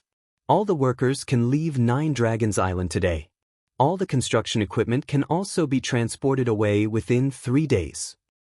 Leave some of the construction equipment here in case we need it later," said Tan Xiu. "I'll arrange on to settle the accounts with you. Zhengyu, we're on the same side, so I hope you can help me keep the existence of Nine Dragons Island a secret. Even the construction workers must keep this project firmly in their hearts." Long Zhengyu's eyes turned cold as he said in a deep voice, "I've already paid them the hush money. I also did some bloody things during the reconstruction phase so that the workers know what they can say and what they can't. Don't worry. I'll send some people to collect their residences, as well as the information of their relatives and friends to threaten them. As long as they don't want to die, they won't dare to disclose even half a word." Tan Xiu nodded with satisfaction and patted his shoulder. "Nine Dragons Island will be my base camp in the future. A large number of armed personnel will seal off this place. No outsider will be able to set foot on Nine Dragons Island without my permission. However, you're always welcome to come here in the future. You treat me as your brother, so I'll treat you as my family," said Long Zhengyu smilingly. "I'll keep your words in mind," said Tan Xiu with a smile. "All right, pack up and leave with the workers from the construction team as soon as possible. I'm afraid Nine Dragons Island won't be peaceful in the coming days, and I don't want you to be implicated." "Tang Xiu, you just said that we're brothers, so I can't just stand idly by and watch your affairs here," said Long Zhengyu with a straight face. "Tell me what you need me to do and I'll definitely cooperate with you."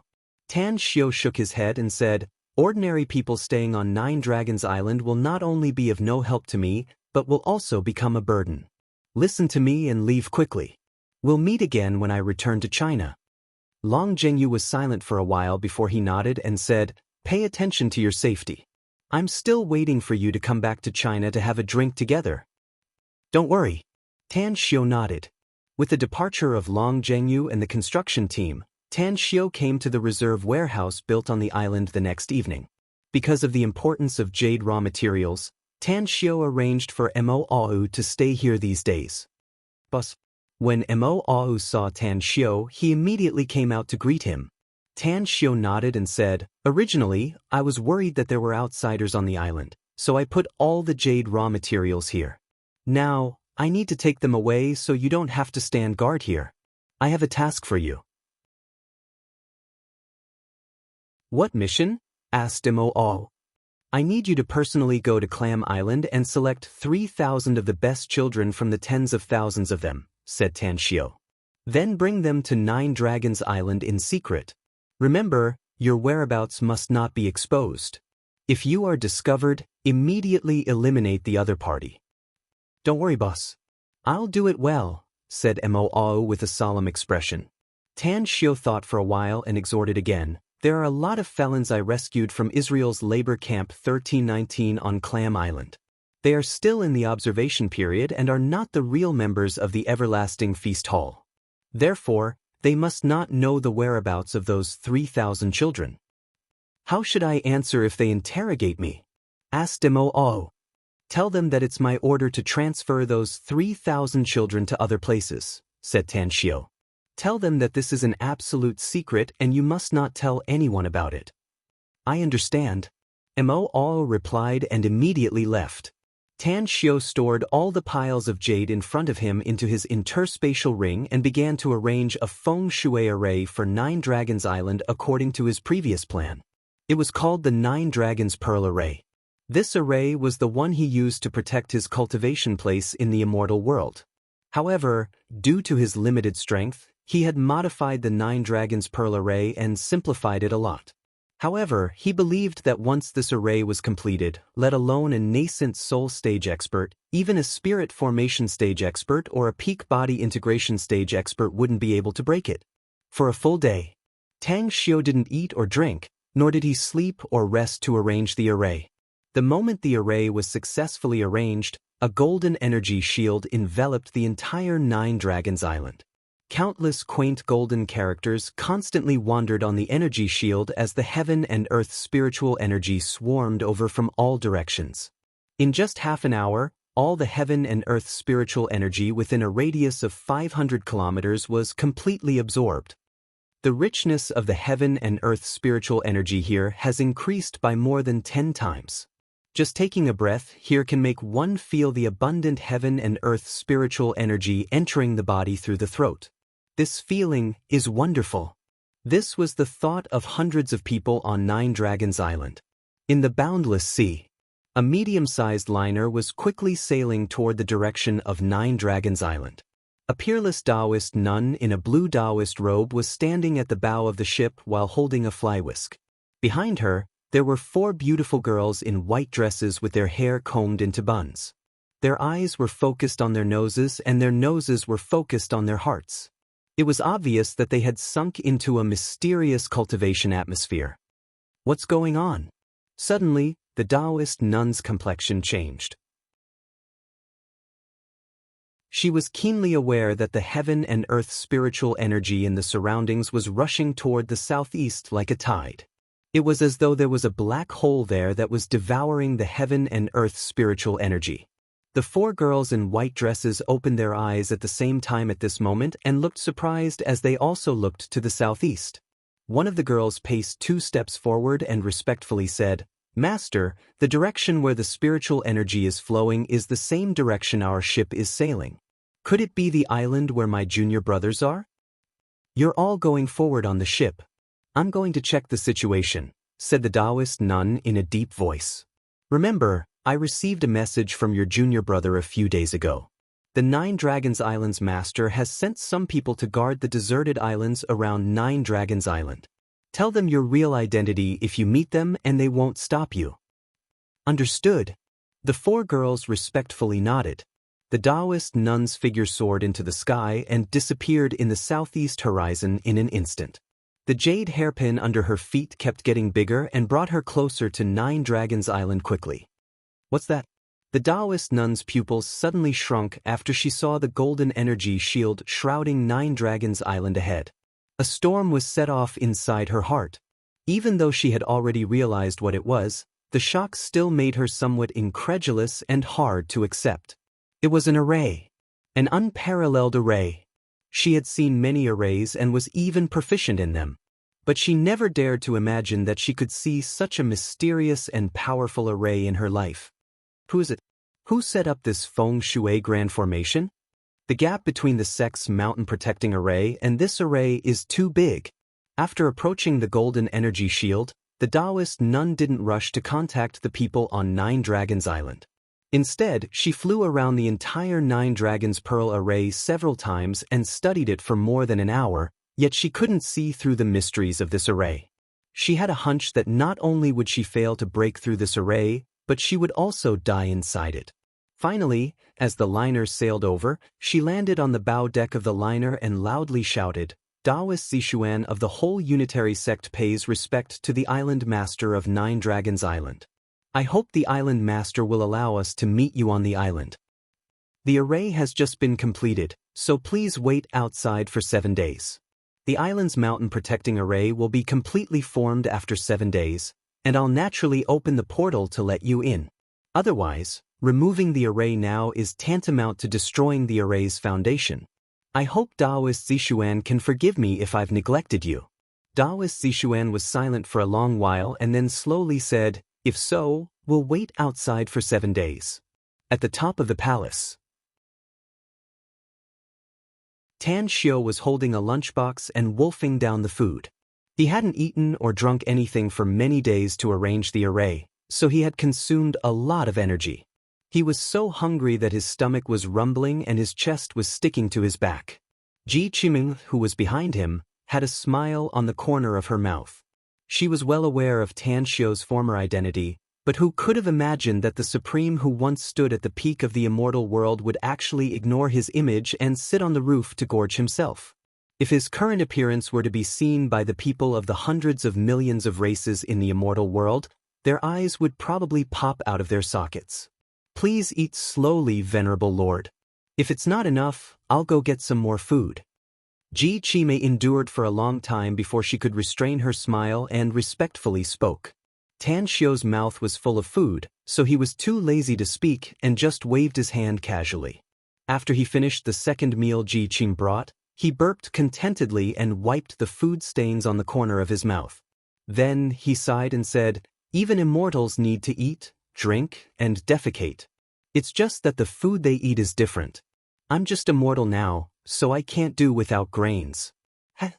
It feels really good to be full. Ji Qimei, I'm going back to sleep for a while. Don't disturb me if there's nothing important." "Please go ahead, Venerable Lord," said Ji Qimei with a smile. Tan Xiu floated down. Just as he appeared in the palace, he saw Jin Chanzi and the other 5 youths from the whole unitary sect hurrying over with their swords on their backs. "I know what you want to say. It's not that I didn't entertain you well, it's just that your master came at the right time. The island's protective array has just been arranged and she just came here. I just said that we can't remove the array and let her in within 7 days, else the array I've been working so hard on for many days will be destroyed.